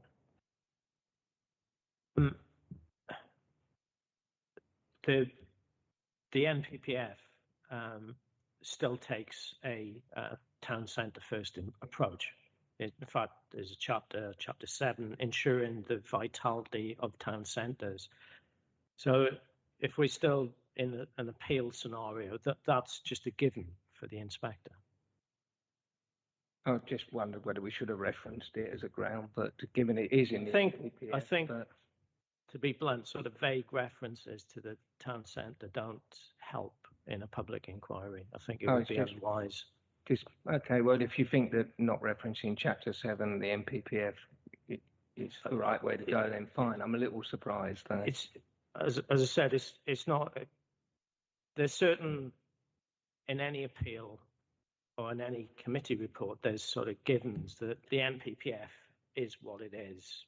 The development plan is what it is, and that will be in front of the inspector. Okay, thank you, Mr. Jarman. So we're talking about reason for refusal number 2. There is an urgent update on reason for refusal 2, but I think what Mr. Jarman would appreciate is if members do vote to refuse this application, that we give delegated authority to the officers to change and beef up conditions, reason for refusal number 2. Does that cover what you're saying? Okay. Now, does anyone else anything to say? Before I ask Mr. Jarman to do a roundup statement from the chair. Sorry, someone. No. From the chair, I would just like to say, we are a planning committee, and I've listened very carefully to the debate. It's been very interesting, very, very full. But we should be making decisions in conformity with the development plan. We have a development plan which indicates that this land should be used for high quality, high value employment, and I think we should stick to that. It's in the adopted local plan. It has gone through the local plan review, so far as I'm aware, without challenge. And I have nothing against Aldi. I think Aldi are a fabulous range of shops, but not in this location. I think this site is totally unacceptable for any form of retail use, no matter who it is. And I will very much, I will vote in favour of rejecting the application. Having said that, I'll ask Mr. Jarman to come back with a few words. I've got nothing to add. Oh, right. Okay. In that case, I think Mr. Fitzpatrick. Yeah, I've been called a lot of things in my life. I'll accept that. I just want to check. So with the recommendations, it looks like that you're happy with 1. 2 seems to be a little bit of a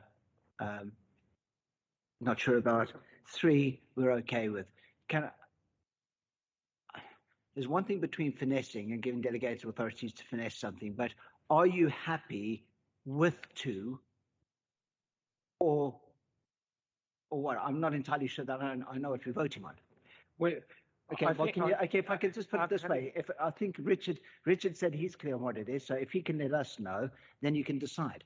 I think as the move of the motion, I was fairly clear. But well, as I understand, for reason 2, which relates to the layout, members also consider that the landscaping is not robust enough and it's generally cramped. And I think that sufficiently covers it. There's references to landscaping in our local plan policies. So whilst officers just felt it was the position of the car park, members also considered there's not sufficient landscaping. And that's it. I think that's what is asked to be added. I think when in that narrative, we need to ensure that the fact that it's chicken and egg, the fact that it's a cramped site means there is not sufficient space for the landscaping which would be required to soften the impact of such a large building and car park and mitigate impact on ecology. I think so. We need to make sure it's not an additional thing. It's a cramped site and there's not much landscaping.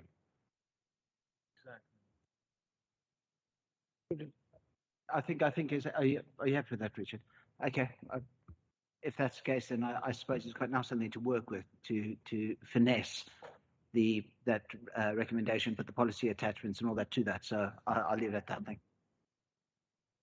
So just to summarise your motion, Councillor Harwood, is to refuse the application as per the order papers with condition 2 beefed up in the way you have suggested and as has just been agreed between Mr. Timms and Mr. Fitzpatrick. Is everybody clear on that? Oh, and yes, and also taking into account the urgent update. Everybody clear? Right, votes in favour of refusal.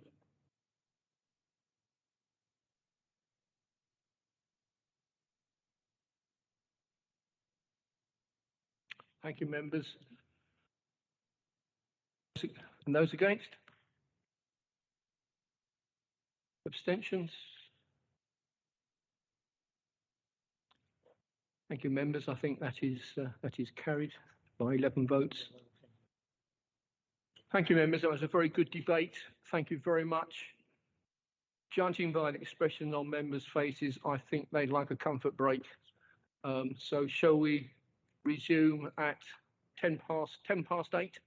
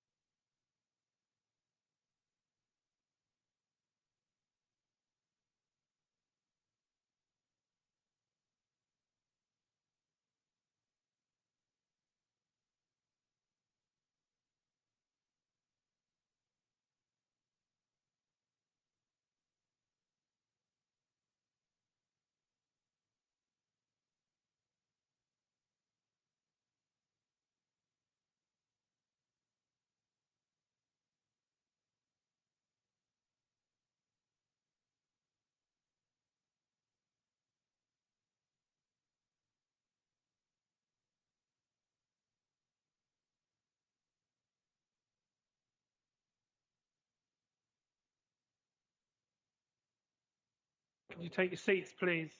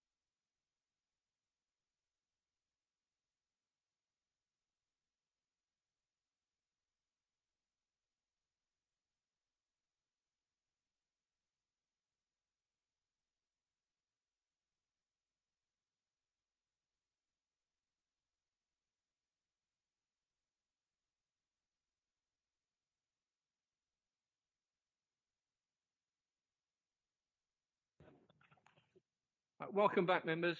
Let's carry on. Lost me papers. Right, we now come to item 14, Kings Oak Farm, Crunts Lane, Orkham. And I'll ask Mr. Ryan to present the report. Thank you very much. Thank you, Chair. This application is for a visitor centre for an existing rare breeds farm, Kings Oak Farm, which has sheep and cattle. In terms of the site location, the application site is on the right of this image, with the applicant's dwelling just to the side of that. Members approved that dwelling in October last year. You've got Crunts Lane running along the top of the image, and also a campsite also run by the applicant. In terms of the views of the site from the road, this is looking west towards the site access. The application building is behind this landscaping, about 50 metres to the south. This is the site access with the campsite over to the right and the application building over to the left. This is the existing barn. The application involves the use of the two end bays of this barn as a visitor centre, also a small front extension, and a mezzanine floor.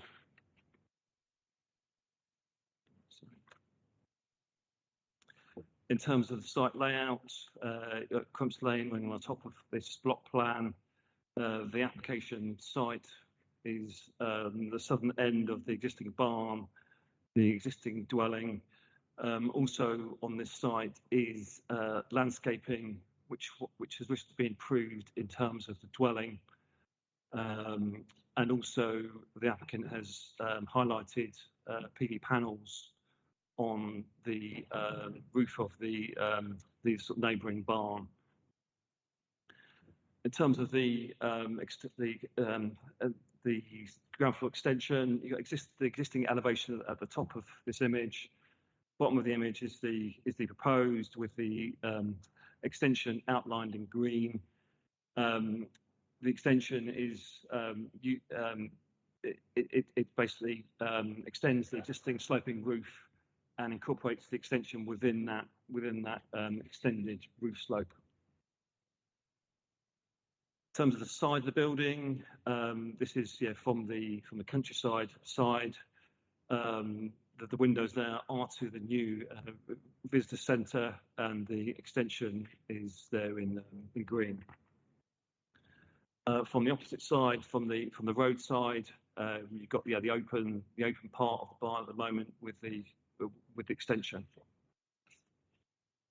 In terms of floor plan, the blue is existing floor space, which would be used as the visitor centre, with the green, the extension, with the extension providing toilets and entrance lobby. And again, this allocation plan. Officers consider that the proposal is acceptable in terms of character and appearance. The current application is a resubmission following the previous refusal. The previous refusal included much larger extensions to the building and also an increase in height. And the applicant has gone away and looked at those grounds for refusal and come back with this new proposal, which fits in with the existing building. The application is considered acceptable in terms of neighbour impact and impact on the highway. Various planning conditions are put forward, including a restriction on vehicle numbers. The application includes a new sort of parking area at the entrance to the site, and that will include space for 6 cars and a small sort of minibus. The officer recommendation is to approve. Thank you. Thank you, Mr. Ryan. Lost my papers. Right, we have 3 public speakers. Mr. Shoulders for the applicant. Oh, Mrs. Sorry, I can't. I don't know whether you've been here before, probably not. When you press the middle button on your handset, whatever you like to call it, it will light red, and you then have 3 minutes to speak, and I will stop you after 3 minutes to be fair to everybody else. So whenever you're ready, in your own time, and you have 3 minutes.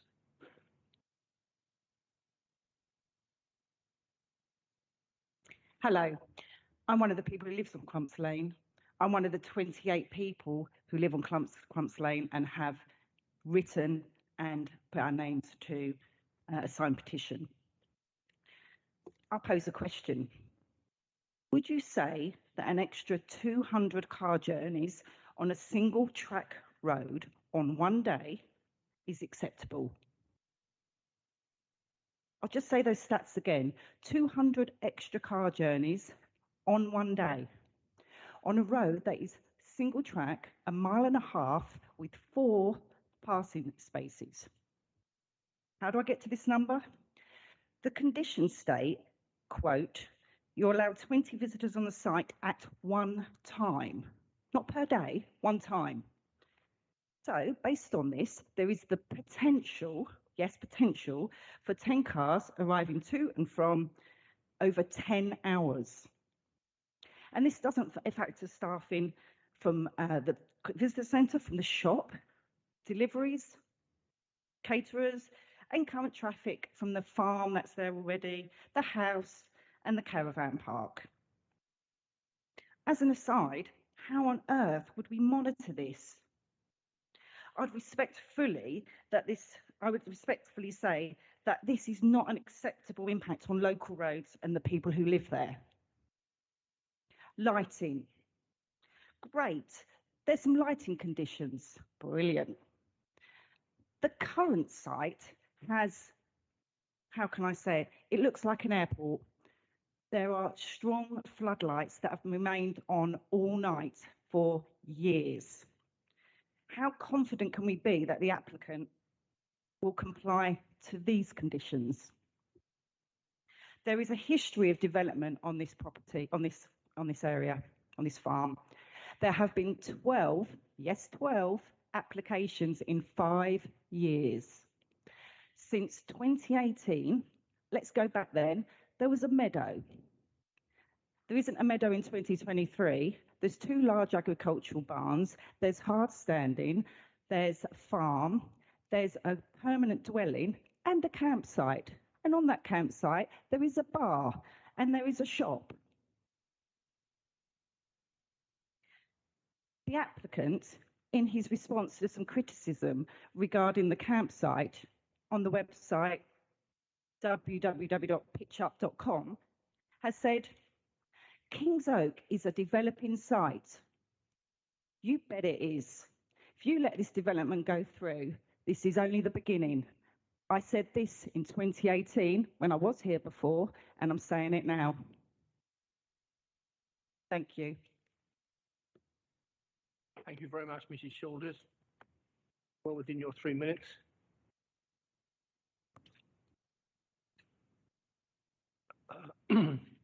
Now, Ms. Diamond for the Oldcombe Parish Council.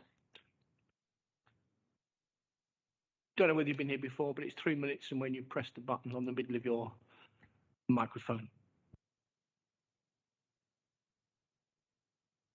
Oldcombe Parish Council objects strongly to the Kings Oak Farm Visitor Centre proposal and wish to see it refused. We note Maidstone's refusal notice for the previous application in June 2021. It states that the proposed development, by virtue of its scale and siting, would consolidate sporadic development in the area, resulting in unacceptable harm to the intrinsic character and appearance of the countryside, thereabouts, and failing to conserve and enhance the distinctive landscape character of the low-wheeled landscape of local value. There is no overriding reason to allow such a harmful development in this location that is of high overall landscape sensitivity and sensitive to change, and it is therefore contrary to policies SS1, SP17, SP21, DN1, DN30 and DN37 of the Maidstone Local Plan. Also, landscape character assessment, landscape capacity studies, sensitivity assessment, and the National Planning Policy Framework. So what's changed? Yes, the visitor centre has reduced in size, but the planning principles and guidance remains the same. It's not appropriate for this site and context. There is still no justification for the development. The approach to rearing these rare breed cattle is not unusual and indeed follows standard practice. It's not necessary. The location is unsustainable. Crumps Lane is a single track lane with twists, turns and a blind spot. It does not allow two-way traffic. Any additional traffic will affect the quality of life of those who live there. The visitor centre is attached to an agricultural barn with farming equipment. Indeed, it is a working farm and it is not a suitable environment for children. The planning statement is misleading as it refers to activities such as beer festivals, butchery shop, but these are all at Round Oak Farm in Sutton Valence, not Crumps Lane. The application says visitors will be restricted to certain times and a certain number of people, 20. Yet 20 people arriving in vehicles is far too many for this narrow lane.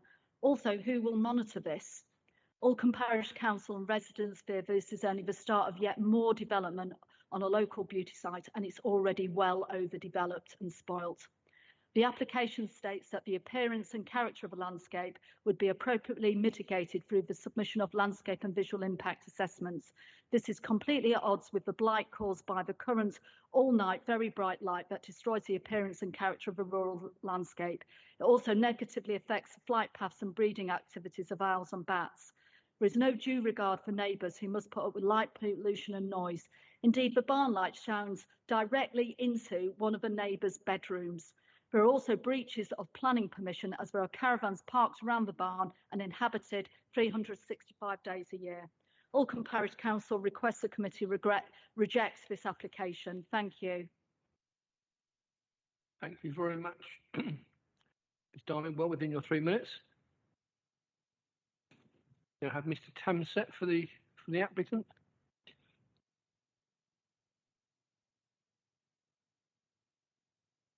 There you have 3 minutes from when you press the middle button and your microphone will turn red. Good evening. The applicant's farming enterprise comprises of Kings Oak Farm and Roundout Farm, which are both centres of excellence for the specialised breeding and conservation of rare breed sheep and cattle, together with conservation grazing throughout the southeast of England. The success of this unique farming enterprise has stemmed from the successful breeding and welfare of these rare breed animals, together with the huge public interest that has developed over the past 14 years in viewing the livestock.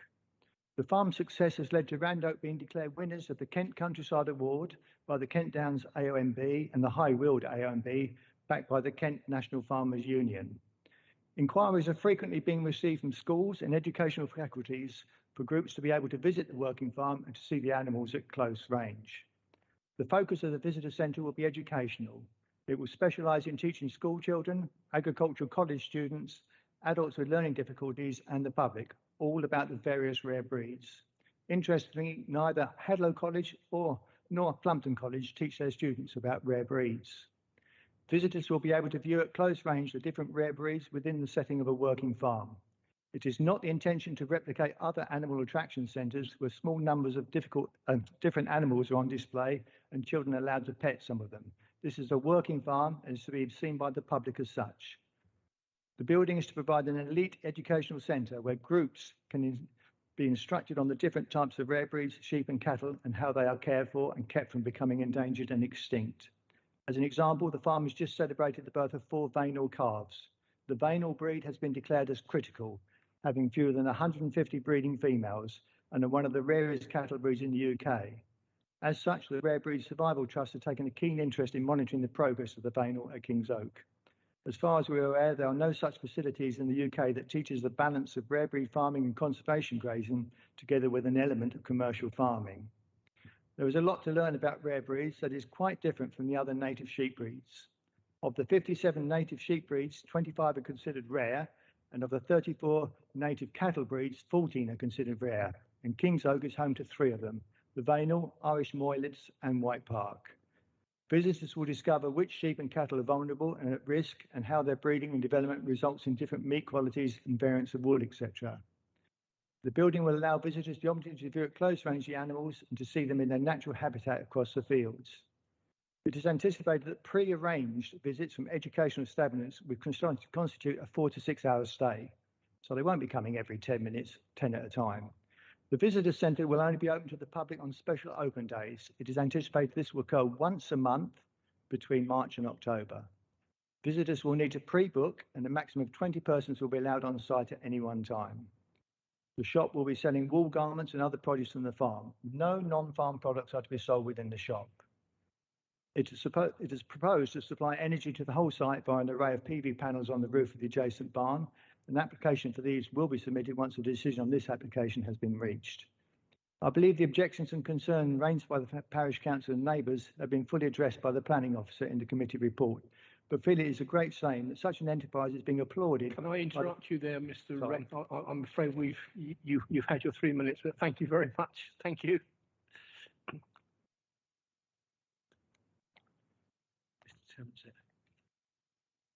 Right, members, I have Councillor English and then Councillor Russell and Councillor Harwood. I hear what Parish Council and residents say about highway issues, but once again, I think I'm in danger, like some other members, of becoming a scratched, repetitious record. Kent Highways, once again, have raised no objection. So we cannot say very much about highways issues. So that brings us back to the question of the landscape impact, the scale and massing of the development. There are some arguments in favour of diversification, or there are some arguments in favour of rural tourism that you would not necessarily expect such to be in a sustainable location. I'm just saying that you would not necessarily expect that. The question remains whether or not the reduced scale of the development still has a significant landscape impact. The other question is, I suppose, given looking at this site, that it isn't particularly attractive now. Councillor Harwood was just showing me a close-up image on the map as to whether or not an application here would actually be an improvement or not. In terms of the lighting issues that have been raised and the existing look of the site, which is perhaps not that attractive, there's a question about whether or not these are breaches, the lighting issues and other things are breaches of current conditions that have been opposed, or are simply outside planning control, and whether a different approach which actually permits something would actually be an improvement. I noticed there isn't a hedgerow in sight around this location at the moment, just an observation. So the question as to, given this relatively small scale of development, how much one could do to actually regularise the situation, or whether this small scale of development is still so damaging that we should refuse it.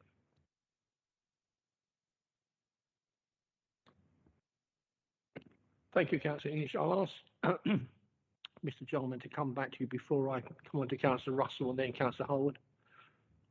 Yeah, just quickly, I was going to suggest it myself. I visited the site this morning. I was struck by the close boarded fencing without any hedgerow planting in front of it. So obviously, I would suggest, subject to Mr. Ryan confirming, that we at least get some hedge planting in front of that close boarded fencing.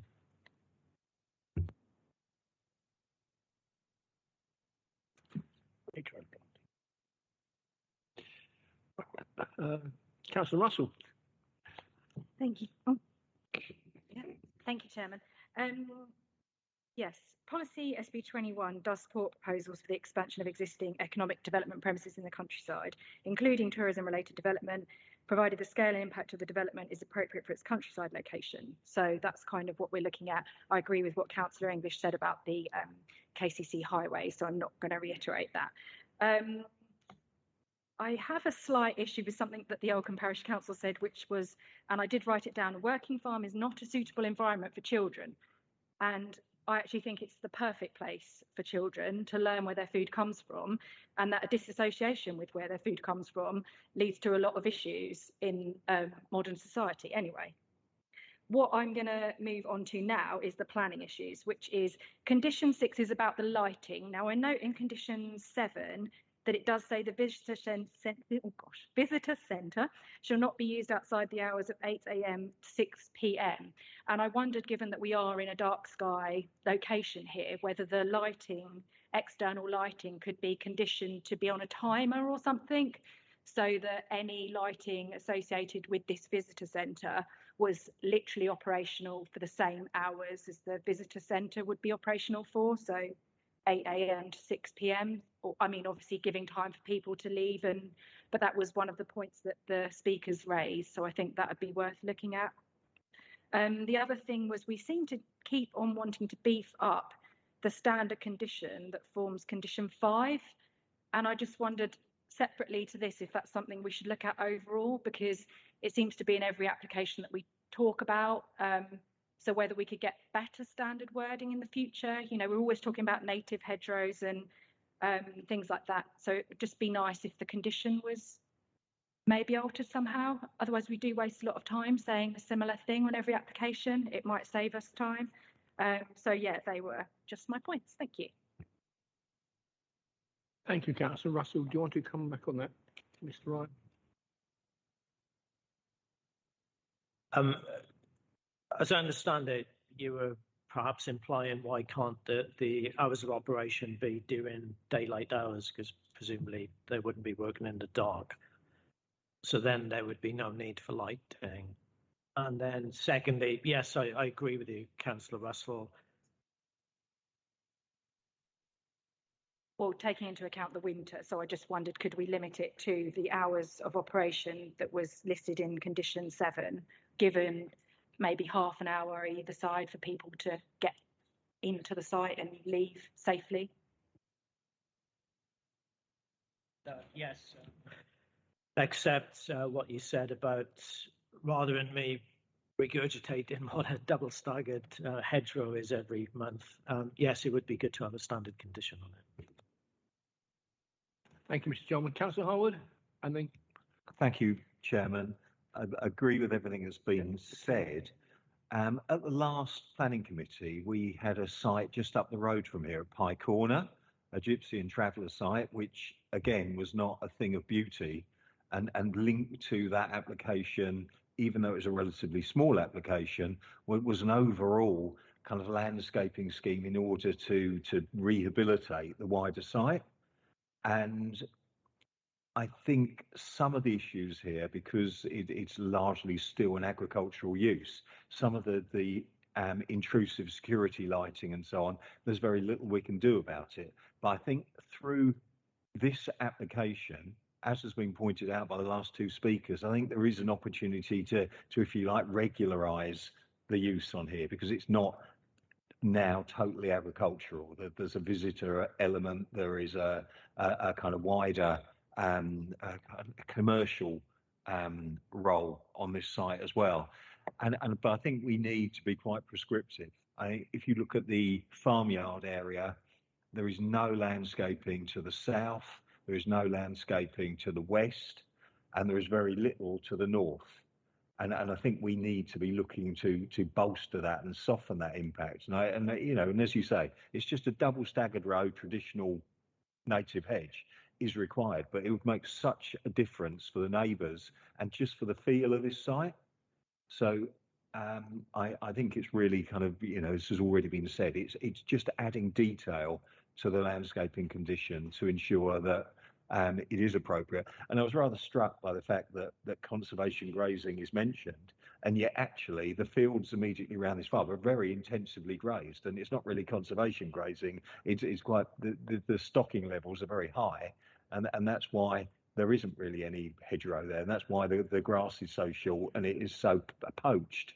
So I think we just need to rehabilitate it as best we can through making it look more like the surrounding countryside, which is actually still a kind of medieval field pattern of small linear fields with thick, blousy hedgerows. Thank you. Thank you, Councillor Harwood. So we're talking about beefing up the landscaping condition, particularly with regard to hedgerows. Right, Councillor McKenna and then Councillor Jeffrey. Councillor McKenna? Yeah, sorry, Chair. Having realised the room is cleared, I need to declare an interest. I know the applicant, my views would carry bias, so I won't partake in the conversation or the vote. Take that as a declaration of, well, thank you for letting us know. Right, Councillor Jeffrey. Yeah, two very brief points. One of the speakers talked about a breach of previous planning, and I wondered if there was an enforcement issue here around that campsite. I don't know. The key point I wanted to make, though, and I do agree with, I think, most of everything that's been said so far, is on the condition 16 that's being suggested. 10% of total energy requirements for something that's going to be operating either once a month or once a week on this scale is almost nothing. Is there any way we can turn that in? And we've got two huge, great roofs here.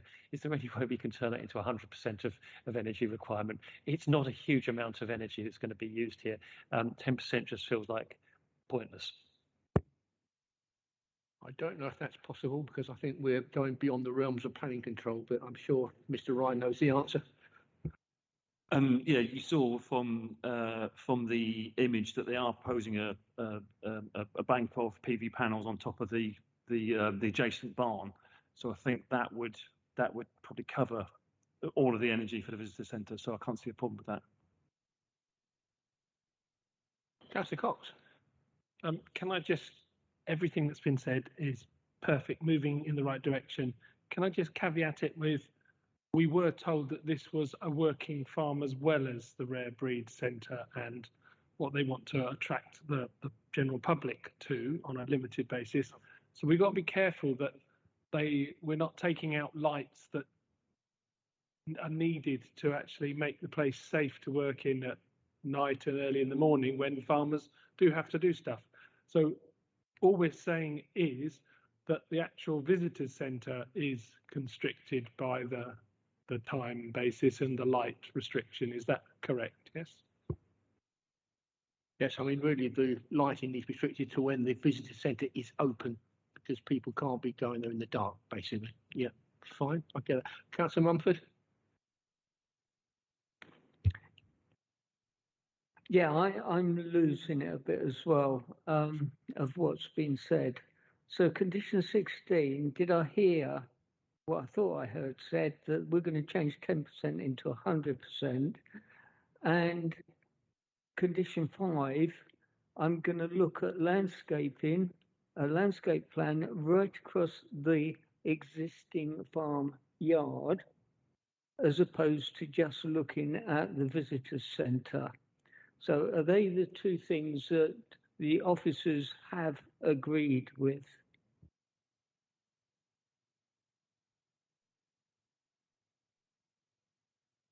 Thank you, Councillor Mumford.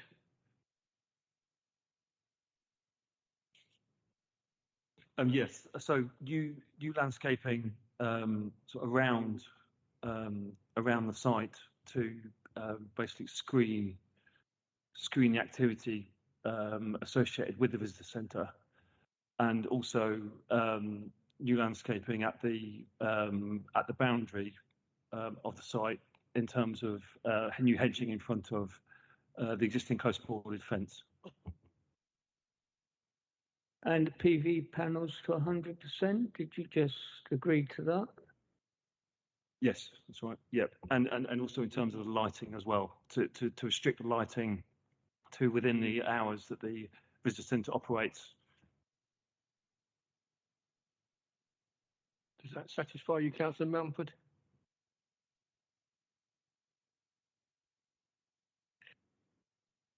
Thank you. Right. Does any other member want to speak on this application? Oh, Councillor Springer. Thank you, Chairman. Couple of things. The campsite, is that under separate application, separate permission? Because it's not listed on the list of application previous history. So has that got a separate approval under separate ownership, or is it all part of the site? Because looking at the previous applications to site, I couldn't see anything for the campsite. I don't know the answer to that. I think it is owned. I think my understanding is it is owned by the applicant, but I don't have history. You can have uses such as campsites on certain occasions. They don't need planning permission, so that may be the case here. But I'd have to check further. Okay, I'm just wondering. That's quite a big field. You could probably get 100 caravans in there. That increases the traffic quite a bit. So I just wondered if there was any restriction on the usage of that campsite. Are the people that stay in the campsite allowed into the visitor centre as individuals? I would just make an appeal actually to Mr. Thomsett to take back to the applicant. The comment was made about bright floodlights running all night.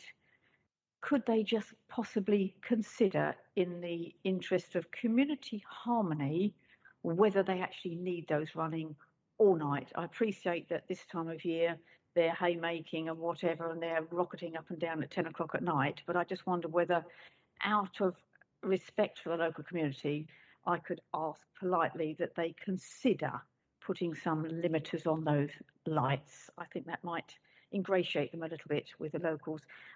The only point I would like to, I'm looking at condition 8. The visitor centre shall only be open for the use for open days once a month. from March to October. Now, outside of that, they can have, it says throughout the year, the visitor centre shall be open for pre-arranged visits by school groups at a maximum level of 1 school group visit per week. Should it say only be open for school groups at 1 per week? Because it doesn't say can't have other groups go. Am I being a bit picky? I'm just trying to say if it's once a week, do you know, I can't get too excited, but I just want to make sure that if we're saying it's once a week, it is once a week, whoever they are. Yeah. Just a point. Thank you. Thank you, Councillor Spring. Does anybody else have anything to say on this application? Does anybody wish to put forward a motion to approve or refuse? Oh, sorry, Councillor Russell. I propose approval in line with the extra beefing up of the conditions. Do you want me to number them? Hang on. You said was 5 and 6. Okay, and I think that is seconded by, I think Councillor Holmes beat you to it, Councillor English. I think. I don't have field of vision to sort of get round everybody in one go.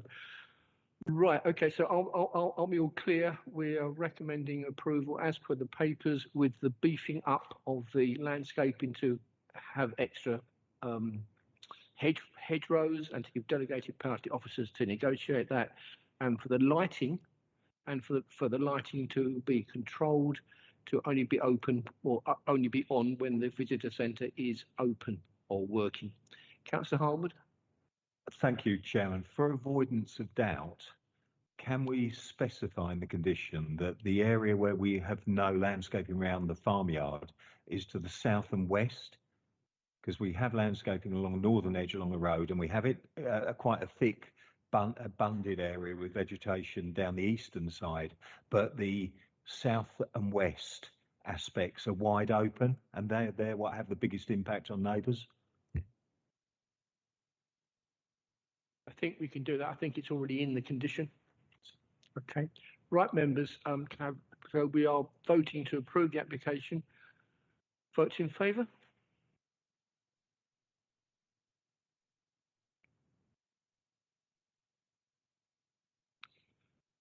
Votes against?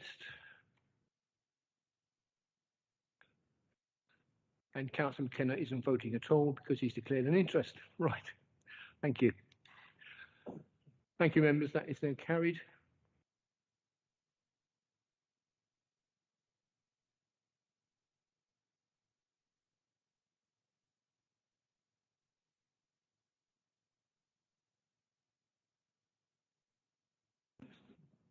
We now move on to item 15, which is on page 52 of your order papers, Chickenden Barn.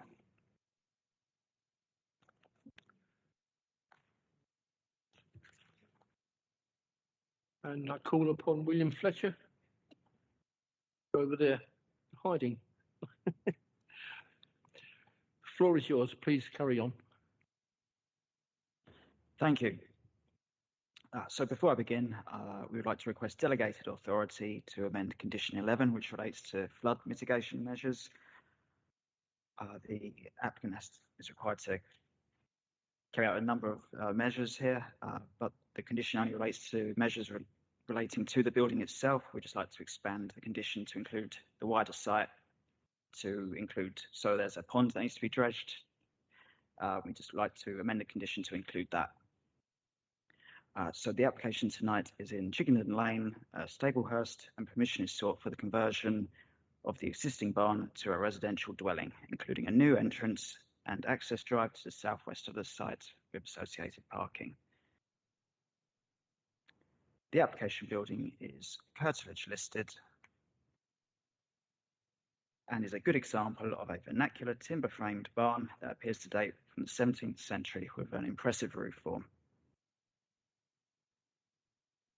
It exemplifies the historic development of the countryside. The barn forms part of the wider farmstead of the adjoining Grade 2 listed Cotton's Farmhouse and the 18th century cart shed, both of which are east of the main barn. The application site is in the countryside, and the starting point for assessment of applications in the countryside is policy SP17, and what exception policy enables the development. And in this case, policy DM31 relates to the conversion of existing buildings and states that proposals for the reuse and adaptation of existing rural buildings which meet a range of criteria will be permitted. The officer report contains the full assessment. In the interests of brevity, in this case, the building is a building of quality which the policy seeks to preserve via this type of conversion. If you were to rank buildings that are suitable for residential conversion in the countryside, you'd have your unlisted equestrian barns at the bottom, and this one would be right at the top with your listed stores. A financial viability assessment has been submitted, which confirms that a residential use is the only viable function for the building when considering its status and surroundings. The application meets the requirements of local plan policy DN31 and the criteria relating to the conversion of a rural building and would cause less than substantial harm at the low end of the scale to the curtilage listed building, but this harm is mitigated by sustainable long-term use for the building.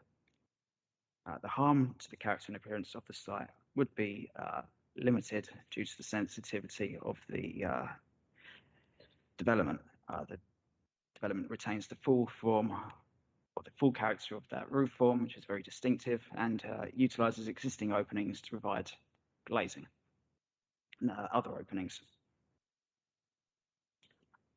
The building is located at a sufficient distance from adjoining occupiers, and there would be no loss of privacy or impact on overlooking daylight or sunlight.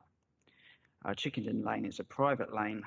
Given the small scale of the proposal, traffic could be accommodated on the local highway network without significant adverse impact, and the access point is appropriate to both the character of the site and to provide sufficient access to the dwelling. We have received an additional representation relating to the access, raising concerns regarding its safety. This has been reviewed following the question, and we have nothing further to add to the advice other than the advice in paragraph 6.41 of the committee report. The access is just to one house. Traffic speeds are likely to be low along this narrow road, and the impact will not come close to the severe tests required by the NPPF. If members find that it is an issue, we could condition that the applicant is required to submit sight lines for the access. The site is located within flood zone 2 and the use is more vulnerable. The applicant has submitted a flood risk assessment which concludes that appropriate measures would mitigate against the risk. These are detailed within the officer report and can be integrated into the design of the conversion and would mitigate against the risk of flooding. These can be managed through the imposition of conditions on any permission. Thank you, Mr. Fletcher. Subject to the imposition of conditions, on balance, the proposal is acceptable. The development is in accordance with local and national planning policies and is recommended that planning permission be granted. Thank you.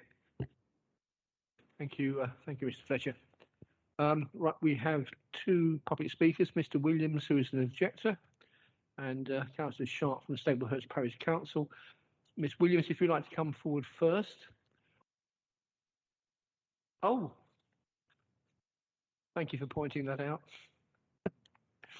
Right, you have 3 minutes from when you press the middle button on your microphone, which will turn red, and in your own time, whenever you're ready. Thank you. I'm Tara Williams of the Old Willow House, which is the neighbouring property to the barn within this application. Our main concerns in relation to the barn design have been addressed, namely that there will be no alteration to the height or the footprint, and we are happy in principle with the plans to convert the barn with the conditions recommended by Ms. Russell. We would, however, ask that an additional condition be added to the approval in relation to the access. We would like something to ensure that the disposal of ditch and floodwaters are properly provisioned for and not hindered by the access. Our concern with the drive is not a potential increase in risk of flooding due to the materials being used, although this cannot be guaranteed even using porous materials, but we are deeply concerned by the location of the access. There are two pipes that run under the road from the ditch opposite and connect into the ditch adjacent to the pond where the new driveway is proposed. In 6.56 and 6.57 of the full committee report, it's proposed that the pond is dredged to enable it to hold more water. But unless you reduce the normal level of the pond by digging the ditch deeper, it will make no difference when the ground floods. The pond will sit at that full level the whole time and simply flood in the winter unless due consideration is given to the depth and size of the ditch that is taking the water away from the pond. Having seen how the property floods over the last 5 years, we would recommend that the ditch is moved away from the side of the barn, as when it does flood, the ditch fills to the top, floods the ground floor of the barn. This then runs across into the front garden of the Old Willow House and around, and on occasion, into the Grade 2 listed cart shed and along to the drive of Cotton's Farm. This has happened multiple times in the last few years, and why we are so concerned by the proposed access.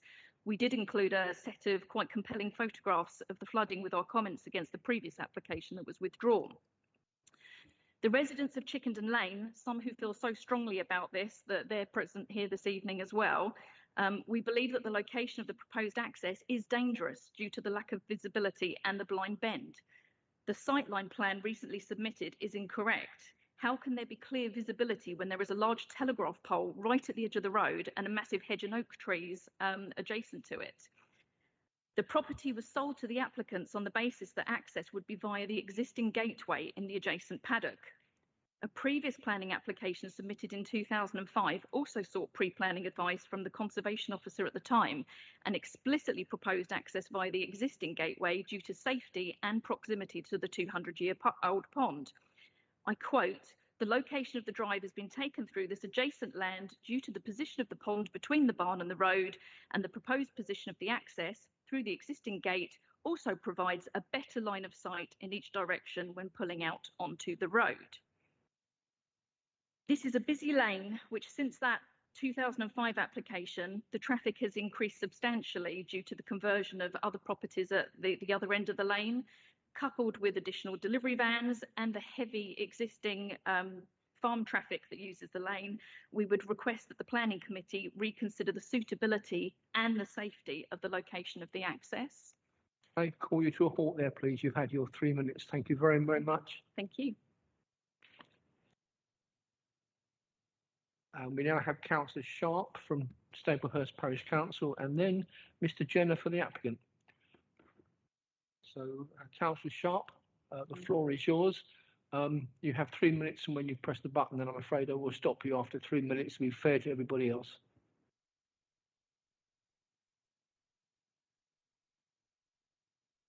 Thank you. As you know, Staplehurst Parish Council actually recommended the application be approved, providing the conservation and environmental officers were satisfied with the proposed mitigation measures. However, we've had some new information from the neighbours because they weren't able to get to the planning. They didn't know that it was happening. So we'd like to support those neighbours and people that have come to us since then. Glad to see that on your planning application it's got the right site because there's another Chickenden barn, but I presume that that's been addressed. What I do think is interesting is on your page 52, where you've got your little picture there, on the left-hand side of that is a 90-degree angle road.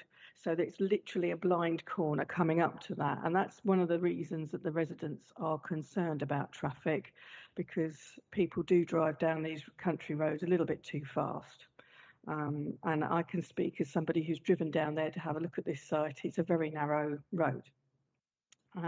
That brings me on to the display lines, because obviously there's not a Kent Highways report for this because it's a private road, and there has been some paperwork submitted about the display lines and sight lines for people coming in and out, which I found slightly maybe not accurate, because I'm not sure that there's a turn for some of the bits and pieces that they're putting on there. But I'll leave that to the professionals. I pointed it out. So yeah, that's that bit. And then we have the water main. The water main is owned along that road. The residents say that they think there should be another water main put in because the pressure for them is already an issue because of other buildings, developments that have gone in there. So I think that might be something that ought to be considered, certainly for the applicant. And then we have this flooding. Now, it's very interesting. On page 61, it says, whilst we appreciate that the flood report, well, it explains that living accommodation is about a foot above the design flood level and that in the event of a flood, the barn can be brought quickly back into use. That kind of in itself seems to me that the applicant and the flood report is admitting that this barn is likely to flood. Now, I don't think it's acceptable for whoever is going to move into this barn that it's all right, mate, don't worry, if it floods, you'll be quickly sorted out. Right, so that is a serious concern for me, and I think the residents' concern about just digging out the pond without addressing the ditch and the drainage is a concern. So we'd like to see a condition making sure that that's addressed. So basically, just making sure that they are safeguarded with that, and there's historical evidence for that. Thank you very much. Councillor, well within your 3 minutes. Thank you very much. Now, Mr. Jenner for the applicant. You have 3 minutes. When you press the button, your microphone will turn red. Take your own time, and we look forward to hearing what you have to say. I'm a fellow of the RICS and a member of the Society for the Protection of Ancient Buildings. I've surveyed, designed and supervised the repair and conversion of many listed buildings in Kent, including a number of barns of this type. Regarding the access, the lane is tarmacked. It's about a mile long. It's a cul-de-sac, goes nowhere, has got speed bumps. It is a private road. There is a site plan that shows visibility displays. One way is 110 metres and the other way is 105 metres.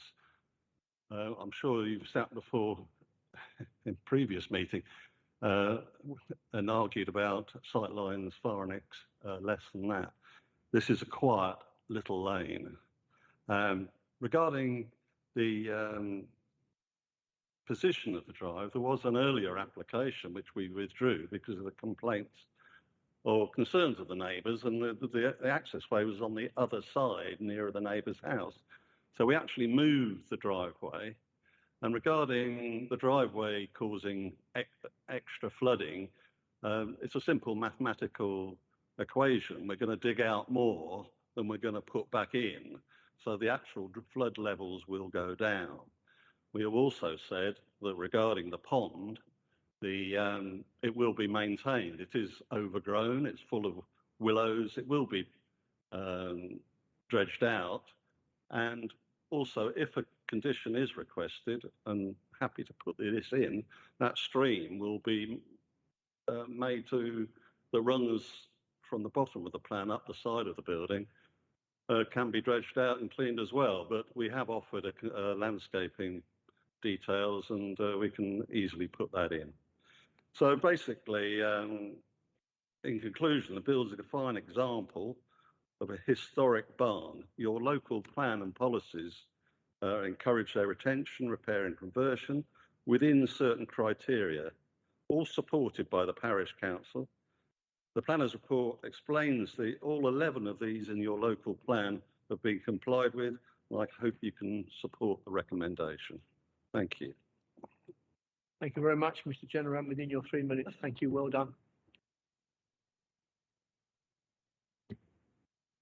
Right, we have no ward member here for this site, so Councillor Springett, I think, was first hand up. Could I just ask, looking at the sort of Google view from above, there's an awful lot of trees between that barn and the road around that pond. You can't actually see the pond because it's buried in trees. And then I look at their design, and the trees have all gone. And there's this odd thing called a 1.5 metre high timber trellis with evergreen planting.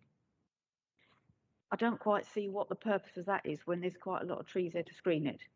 I'm just a little bit, it's a bit odd. I've not seen anything like that in a very, very rural location. I just wonder what the purpose of that is when there's actually quite a lot of trees there that would screen it. So we seem to be taking the trees down and leaving just a few according to the drawing, and then putting in a trellis with evergreen planting to screen it. It just seems a bit odd. Perhaps it's just me. Thank you, Councillor. I think Mr. Ryan can explain.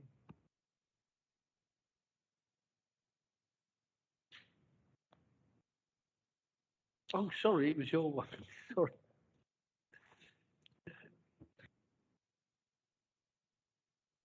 I was looking at Mr. Ryan. I know.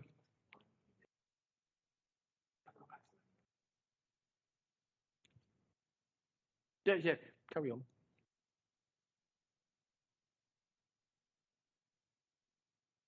It's a question about the trees. Yeah. Sorry, Tony.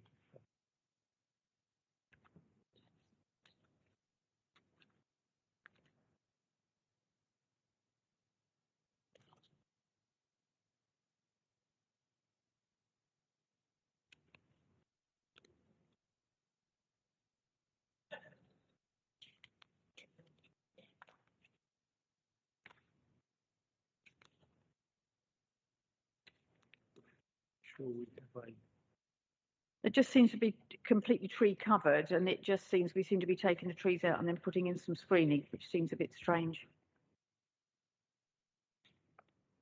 Yeah, it's a very reasonable point. We need to see how many trees are being lost, if indeed any are being lost. So, And if they're willows, they take a lot of water out the ground. So if we're taking a lot of willows down, are we not Certainly do. exacerbating the flood risk? I must admit, I was there this morning and found it difficult to see the buildings because of the amount of trees you've picked up on. We do have a landscaping condition somewhere, I've seen. If I can find it. Mr. Chairman, I believe the applicant actually mentioned removing willows in his comments. It's condition 17.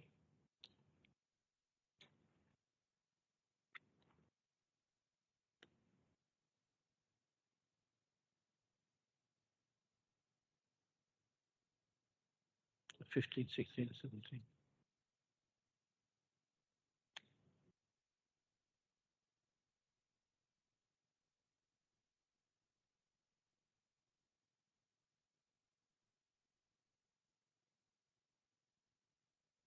We can come back and actually do.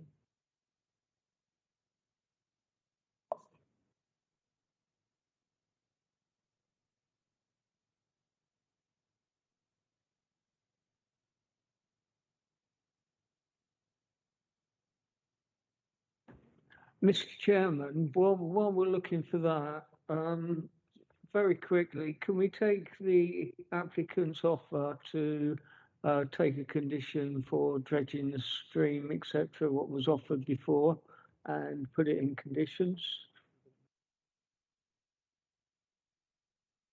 I don't see. Yeah.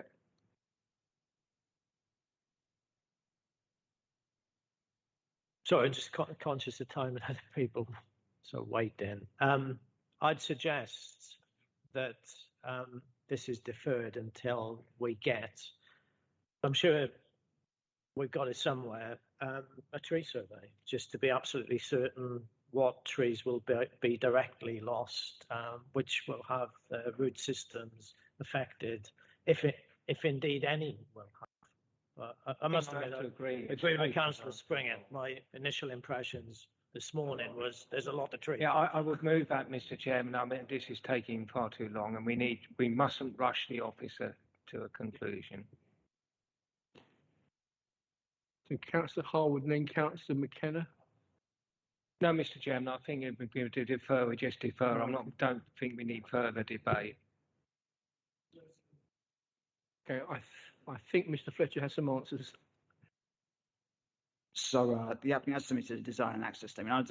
Hopefully this covers it. So just as in the landscaping here, the existing pond is to be retained. It's been over 200 years on site. Willows have been removed last year around the pond, and this application is supported by a tree report indicating any trees worthy of retention and maintenance and any tree removed. So perhaps if that's from Google Earth, then perhaps that could be an old image and the trees have been removed subsequently. I'm sorry, I really must insist. I'm not prepared to vote on this application tonight. I will move a deferral for the information of a full tree report is circulated to members beforehand. I'm not going to make the wrong decision because I do not have the information. And I'm sorry, Mr. Chairman, I simply must insist that procedural motion to proceed to a vote on deferral be put. That's quite acceptable, and it's seconded by Councillor McKenna. Councillor Harwood, you should speak before I put that to the vote. Yeah, it was just for the grounds for deferral. We got the issue around the tree cover, and it's all linked to the ecological consultants' recommendations around the pond. So that needs to be borne in mind. However, bringing Councillor Mumford's point around the offer to help clear the ditch that feeds into the pond, I think if we are going to look at that, we're going to need an ecological method statement to do that, because looking at that ditch is pretty good, and I wouldn't want to get JCB there and do the whole thing in one go. It'll probably have to be a couple of years hit or something, so it needs a method statement as to how that can be done to comply with protected species protection. Thank you. Yeah, that's entirely appropriate. You know, in the break until we bring it back to the next committee, which, you know, clearly shows which trees, if any, are going to be removed and which ones are proposed, or that detail. In the meantime, William can negotiate with the applicant to deliver what our councillors are saying. Thank you, Mr. Jarman. So we are deferring for the reasons which have just been explained. It's been proposed and seconded. Votes in favour? I think that's unanimous. Thank you, members. Thank you.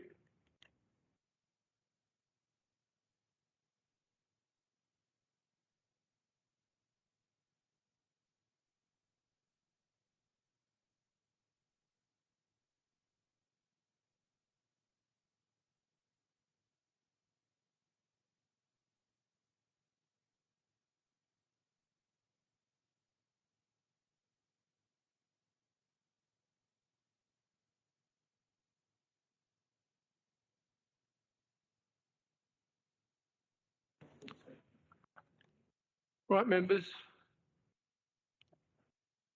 Come to number 9, item 17 on your agenda.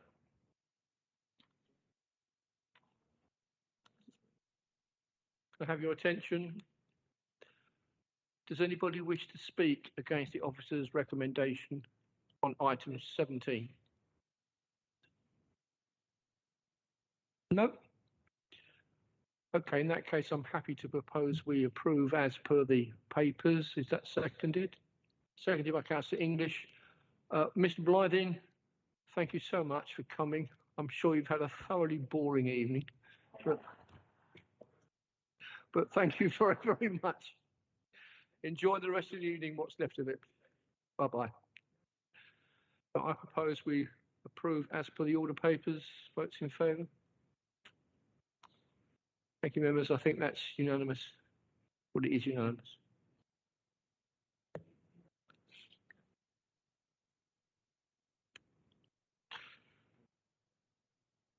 Well, it's unanimous. Right, item number 18, Elmscroft Cottage, West Farley.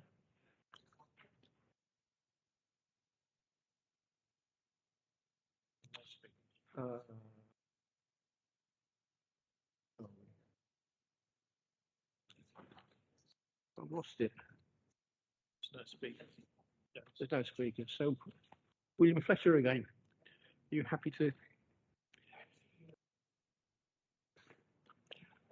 call upon Mr. Fletcher to give us his report? Does anybody wish to speak against the officer's recommendation on this application? No? In that case, I propose to the chair that we approve as per the order papers. Seconded? Votes in favour? Thank you, members. Well, that's out of the way. Thank you, Mr. Fletcher. Right.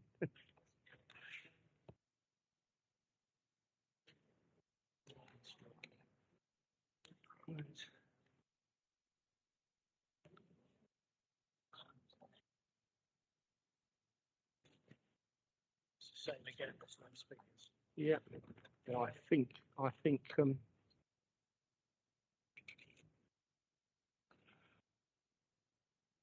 item 19 on the agenda. I will ask again, but I think I know the answer. You wish to speak? Okay. Sorry? Okay. In that case, can I ask Mrs. McGeary to Marion to make her report. Thank you very much. Thank you, Chair. Good evening, members. Everybody hear me? Yes, just before I start, just to say I did provide an urgent update earlier in the week, which hopefully you've all seen. And just to add that as a standard practice, if members were to agree with the recommendation of approval, we would seek delegated authority to refine the conditions in line with the the committee's decision if necessary.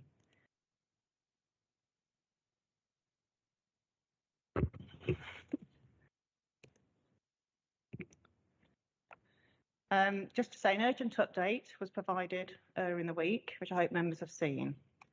And in addition to those points, I wish to add that we require delegated authority to the Head of Development Management to refine the conditions as a standard practice in the event that members are agreeing to the recommendation. Happy that I'll carry on, assuming you heard me. This is a reserve matter scheme for 102 dwellings, which is phase 2 of the development at Old Tanyard Farm, Old Ashford Road in Lenham. The hybrid application did approve the layout, landscaping, access of the dwellings. So the issues before members are the appearance and scale. And in addition, there's the issue of nutrient neutrality, which is a new issue that's arisen since the hybrid permission was granted. Just to update members, as per the urgent update, Natural England have seen the council's appropriate assessment that nutrient neutrality has been demonstrated, and they have no objections to the grant of planning permission in principle, subject to occupation trigger in terms of 2025, which corresponds with improvements to the wastewater treatment works, and ensuring the Section 106 agreement secures the mitigation that is being proposed and agreed to be acceptable by officers. Just to go through some of the issues. These are the general street scenes of the Central Spine Road. Again, more street scenes indicating the variation in roof forms, gables and materials. And these are the units that would surround the open space in the centre of the site, which is quite key to vista towards the Lenham Cross and the AONB. So the recommendation is recommended for approval. Thank you. Thank you, Ms. Geary. I think Councillor English, you and Councillor Jeffrey want to speak on this. Sorry, are you saying Councillor Hull was first or? Well, okay, not to put too fine a point on it, we have had issues with off-site mitigation coming up time and time again as a justification. I would like to know how we are actually guaranteeing that the off-site element of this is actually robust and delivered before I go any further. Yes, a Section 106 draft has been submitted, which is an agreement between the developer and Forestry England. And that Section 106, we would also become a party to that. So it'd be all three parties would be signing up to the legal agreement, and effectively within that, the land at Pleasant Farm that corresponds with the Stour catchment, a map is provided within that which shows the allocation for this particular developer, and that will ensure that it's very clear as to the percentage of land being given over to this particular developer, and it won't be able to be sort of sold again to another developer. So that will all be quite clearly put as a land charge against that portion of the site. Just check, could the Section 106 come back to Planning Committee so that councillors have sort of surety that the detail that they're concerned about is within the Section 106? I think that would be very helpful if it could be arranged, yes. Yes, I mean, currently what we have is the developers put in their agreement that they've drafted with Forestry England. The council hasn't been involved in the drafting of that so far because obviously it would be sort of prejudicial to the decision the committee make. We wouldn't want to go too far down the line of, giving a legal agreement without a committee authorisation to do so. This is obviously one of a fairly new area in which we would have to make sure that the legal agreement was watertight, and that would obviously require some negotiation between the three sets of lawyers. So I think it's a good idea it does come back because obviously it's a fairly new area in which we need to make sure that the control members wish to see is tied up very tightly in the clauses. Does that satisfy you, Councillor English? Maybe I might come back. I think Councillor Harwood. Okay, Councillor Harwood, and then Councillor Jeffrey. Thank you, Chairman. I mean, Marion will know to her cost that I am very queasy about whether additionality is being delivered. There has been quite a lot of correspondence on another site, application site not far from here, as to whether credits for Pleasant Forest are actually additional.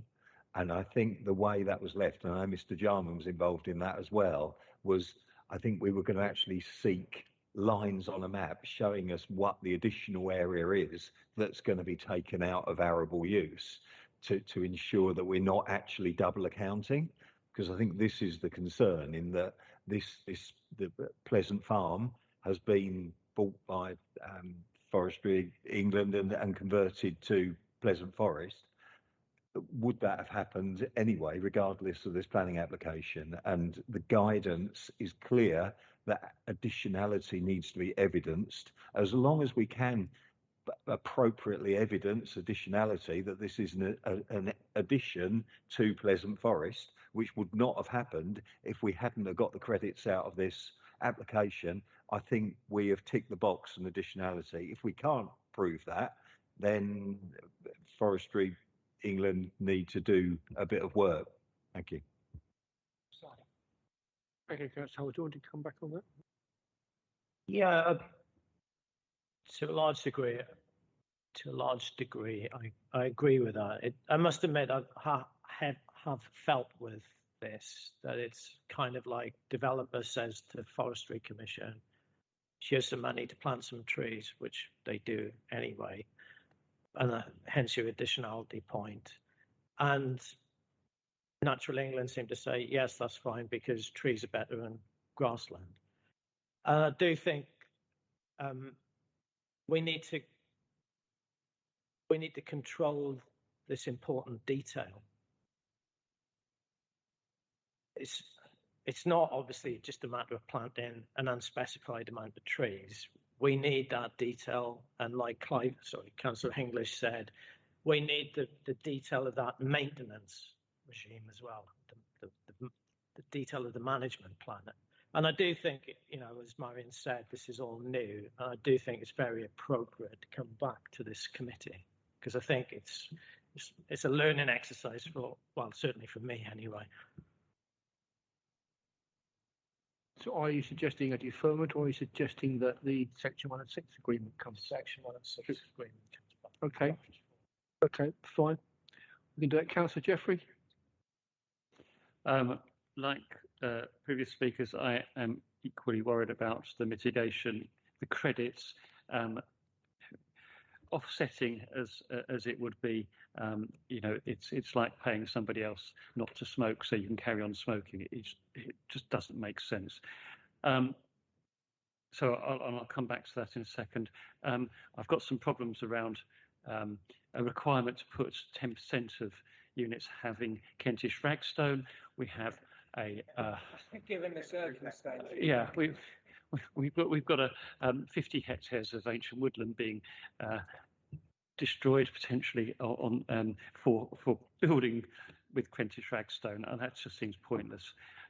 Southern Water, in their statement, clearly don't have the current capacity to provide sewerage. and I can't see enough trees on the roads in the plans. I can't see PV. I can't see much in the way of insulation comments, etc. And I'm really keen that nothing is over two-story in this area. But I want to come back on the credits bit. Clearly, there's a whole policy issue that is missing, and I do propose a deferment so that officers can properly scope out exactly what we might be deciding on, so that we can make a proper decision on this.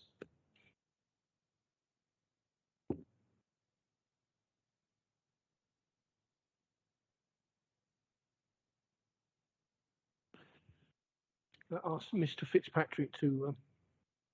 Yeah, sorry, Mr. Chairman. It's just I understand what is being said by Councillor English and Councillor Harwood, but obviously, Natural England have also had a look at this. Now we know credits and that sort of thing is a bit of an issue because this is something which is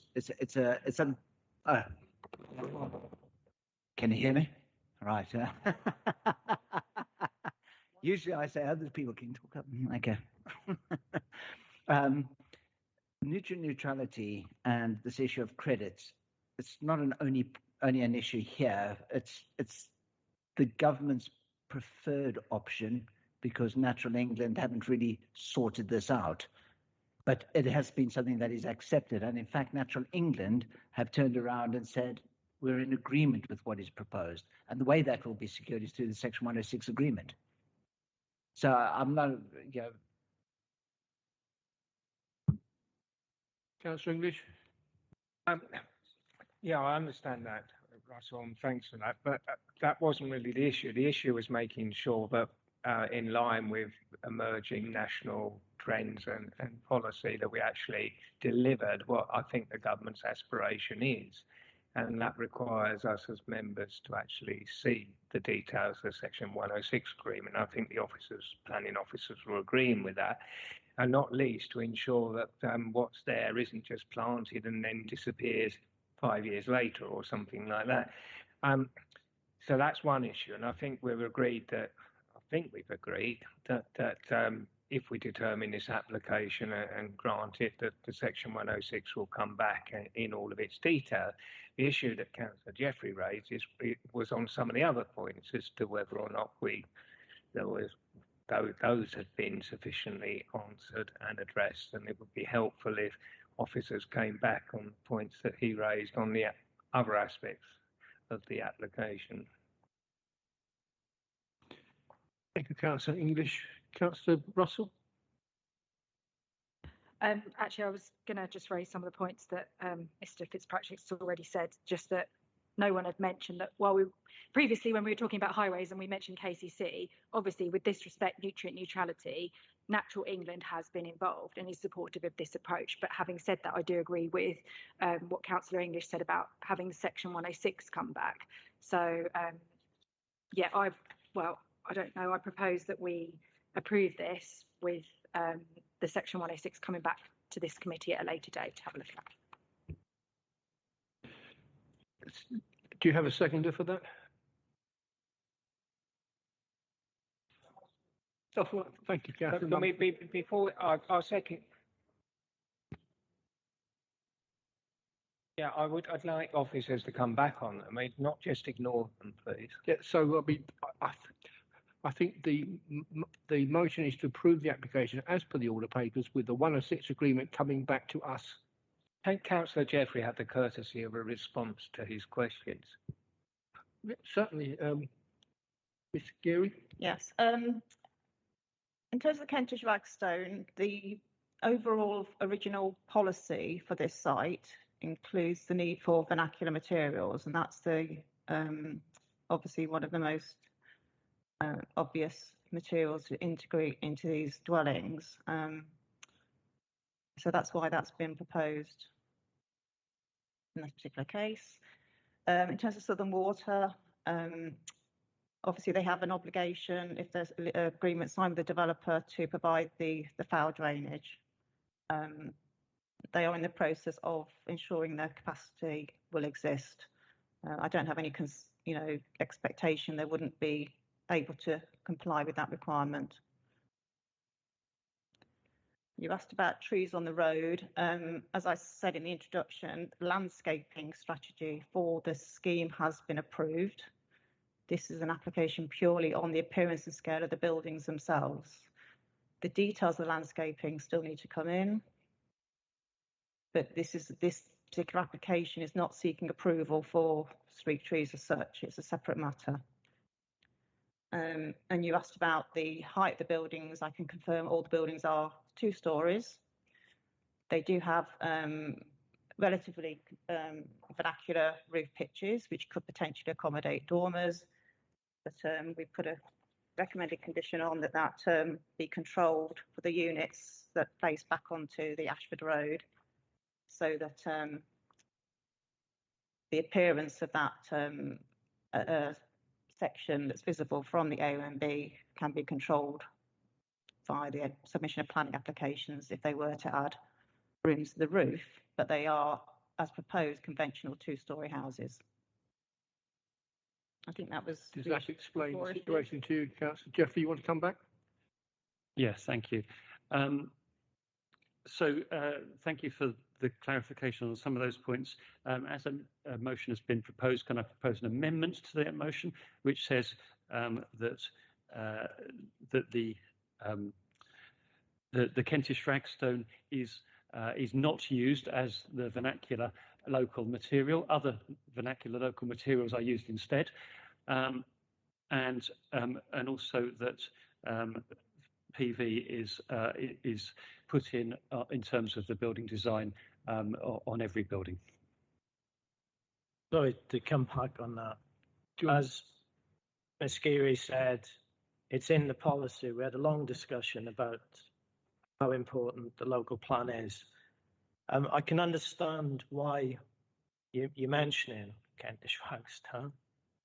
Yeah, and I'm sure the developers would absolutely love what you're saying because they don't want to provide Kentish ragstone. Let's be quite frank about it. I'm not going to talk yet again about solar panels, but there are other ways of microgeneration, particularly heat pumps, and that's what the government. So we can't. Sorry. Oh, right. They generate electricity. So we can't say you must cover every single roof with solar panels. We have to give them options. Unless, like we've discussed tonight, I know that it's very popular with you, we have a policy, which we haven't got, to say that every new house should have solar panels. We have one of the tests that I keep saying every month is that conditions have to be reasonable. And part of that test, probably the fundamental test, however unpopular it is based on development plan policy. Like Marion has said, in our development plan policy, which has gone through examination, it says vernacular materials. I can't think of a more vernacular material than ragstone. And secondly, I know the popularity of solar PV panels, but there's more than one way of creating electricity. I'm really sorry, just as a point of fact, heat pumps do not generate electricity. It's like you can't see them as much as they don't. Heat pump, but nevertheless, they clearly do generate electricity. I'm sorry, I fundamentally disagree with much of what's said. Thank you. Councillor English, then Councillor Harwood. Sorry, on a point of local vernacular, ragstone isn't actually a particularly prominent feature of the Lenham countryside, as opposed to some other parts of Maidstone. Flint tends to be the most vernacular material, and I would have thought that it's well within the purview of our policy to use flint in this particular location because that is the most standard vernacular material you're likely to see. I'm sorry, I just propose that as a workable compromise, and I do take. And I'm not going to spend time arguing about why Stuart is technically correct on generation, but I do take your point of policy, but can we just use flint instead of ragstone because it is more appropriate in that part of Maidstone? It's the more vernacular material. Thank you. Yeah, I'm completely lost on that. What vernacular material are you referring to? Councillor Harwood. I get the unpopularity I mean, of Ragstone. in certain parts of the borough, ragstone is the vernacular material of choice. In other parts of the borough, it's not. Go to Detling, it's all flint. Go to Lenham, it's flint. Look at the church wall. Look at the facing on Lenham Church. It's flint, because that all the quarries in that area quarried chalk, and flint was a byproduct. So I just think we need to be a bit careful that we don't end up with a ragstone borough when actually it depends where you are. There's a variety of materials, and if we're going down to micro arguments, the Tower of London is built out of ragstone. Last time I visited London, it wasn't in Maidstone. Many a building in London. I'm sorry, we're saying that we can use vernacular material. I'm suggesting a vernacular material that's appropriate to Lenham. What's wrong with that? Councillor Mumford, he's been dying to say something. Right, as seconder of the motion, I'm willing to accept flint to replace ragstone in the condition for the walls. If the proposal is the same, then we can move forward, because I believe flint in that area to be more vernacular than ragstone. So if Claudine will agree. I think we have to look at, Councillor Jeffrey has put forward a proposal to remove the ragstone. Is that seconded? Sorry, could you say that again? Oh, sorry.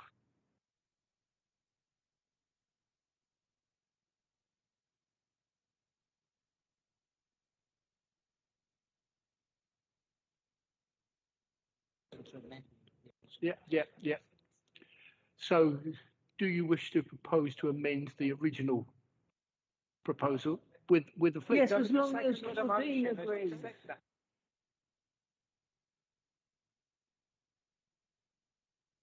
Happy for that.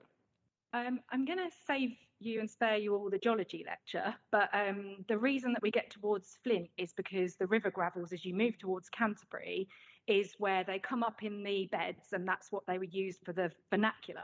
The ragstone is a hard rock and is used in the local area. Where those two boundaries cross, maybe Lenham, who knows? I'm happy to go with what Councillor Mumford said.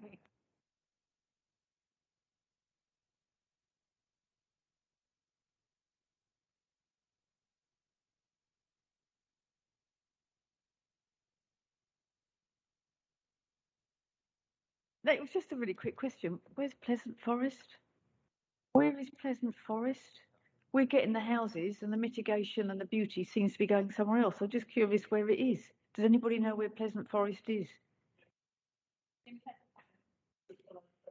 Is it in Scotland, or is it down here?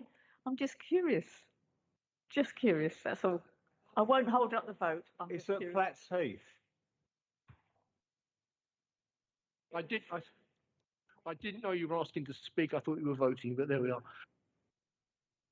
And it's been seconded. Votes in favour?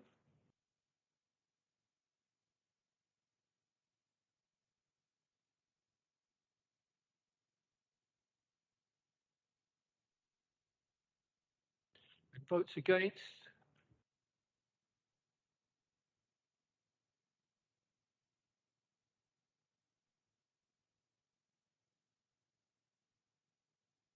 Thank you very much, members. That is carried.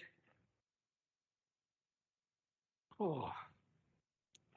We now come on to item, what is it? 20, which is the appeal decisions, 5 of them. I think 3 were allowed and 2 dismissed. Have any comments, Mr. Jarman? Yeah, I'll be quick. It's been a long night. Yeah, as you know, on the whole, quite disappointing. We'll review 67 Arundel Square, because I think Councillor Harwood made a comment earlier in the evening about this.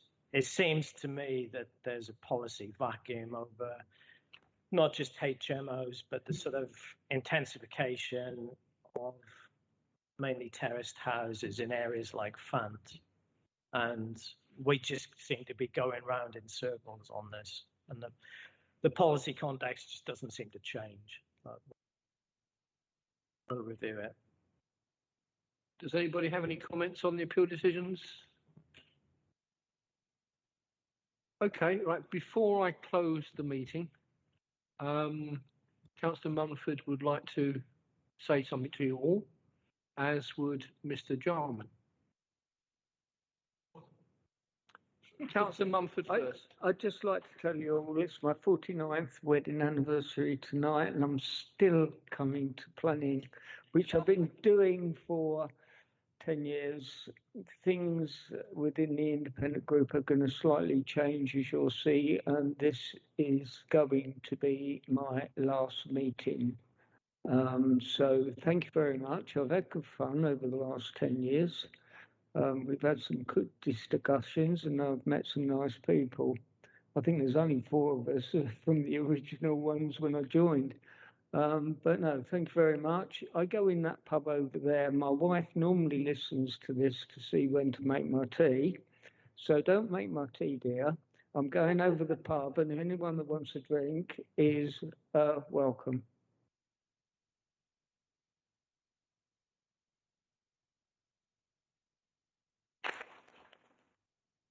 Mr. Jarman. I was, on behalf of officers, because I can only speak for officers, I'm going to make some valedictory, gushy remarks about Steve, just to embarrass him, really. I'm genuinely sad to see Steve go, not physically. Hopefully he'll still be with us. But I think he'll be a massive haul in planning committee. I thought just now, really, Steve always comes up with a good English compromise. Flint, I think, was a good compromise. And that, to me, that sums up Steve. I think Steve's got genuine integrity. He's a humble guy. And what I always say with Steve, he pretends he's not clever, but I think he is. But what I see all the time is, because I think he is humble, he reflects on things, and he doesn't ask the same question again the following meeting. You know, he reflects, he learns, and he moves on. And lastly, I'd just like to say that what encapsulates Steve for me is Steve's joke, which hopefully won't be on your gravestone, will be common sense. What is the problem with common sense? It's not that common. And that sums up Steve. Thank you. Thank you.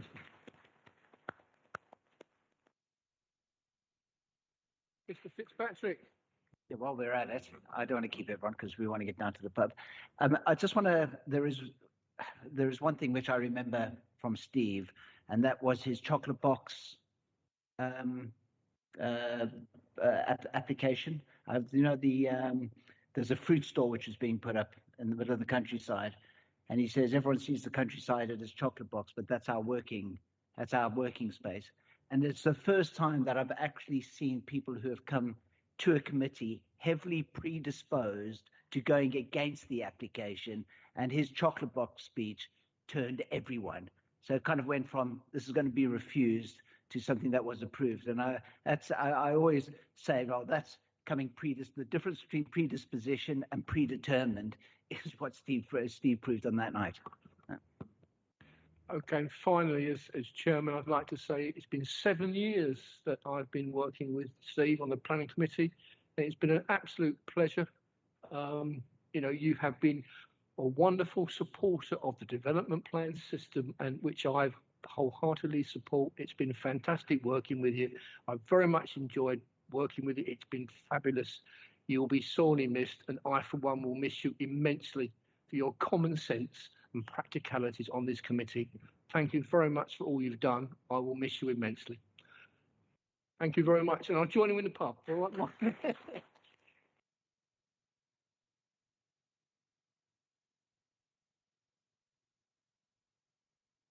There we go.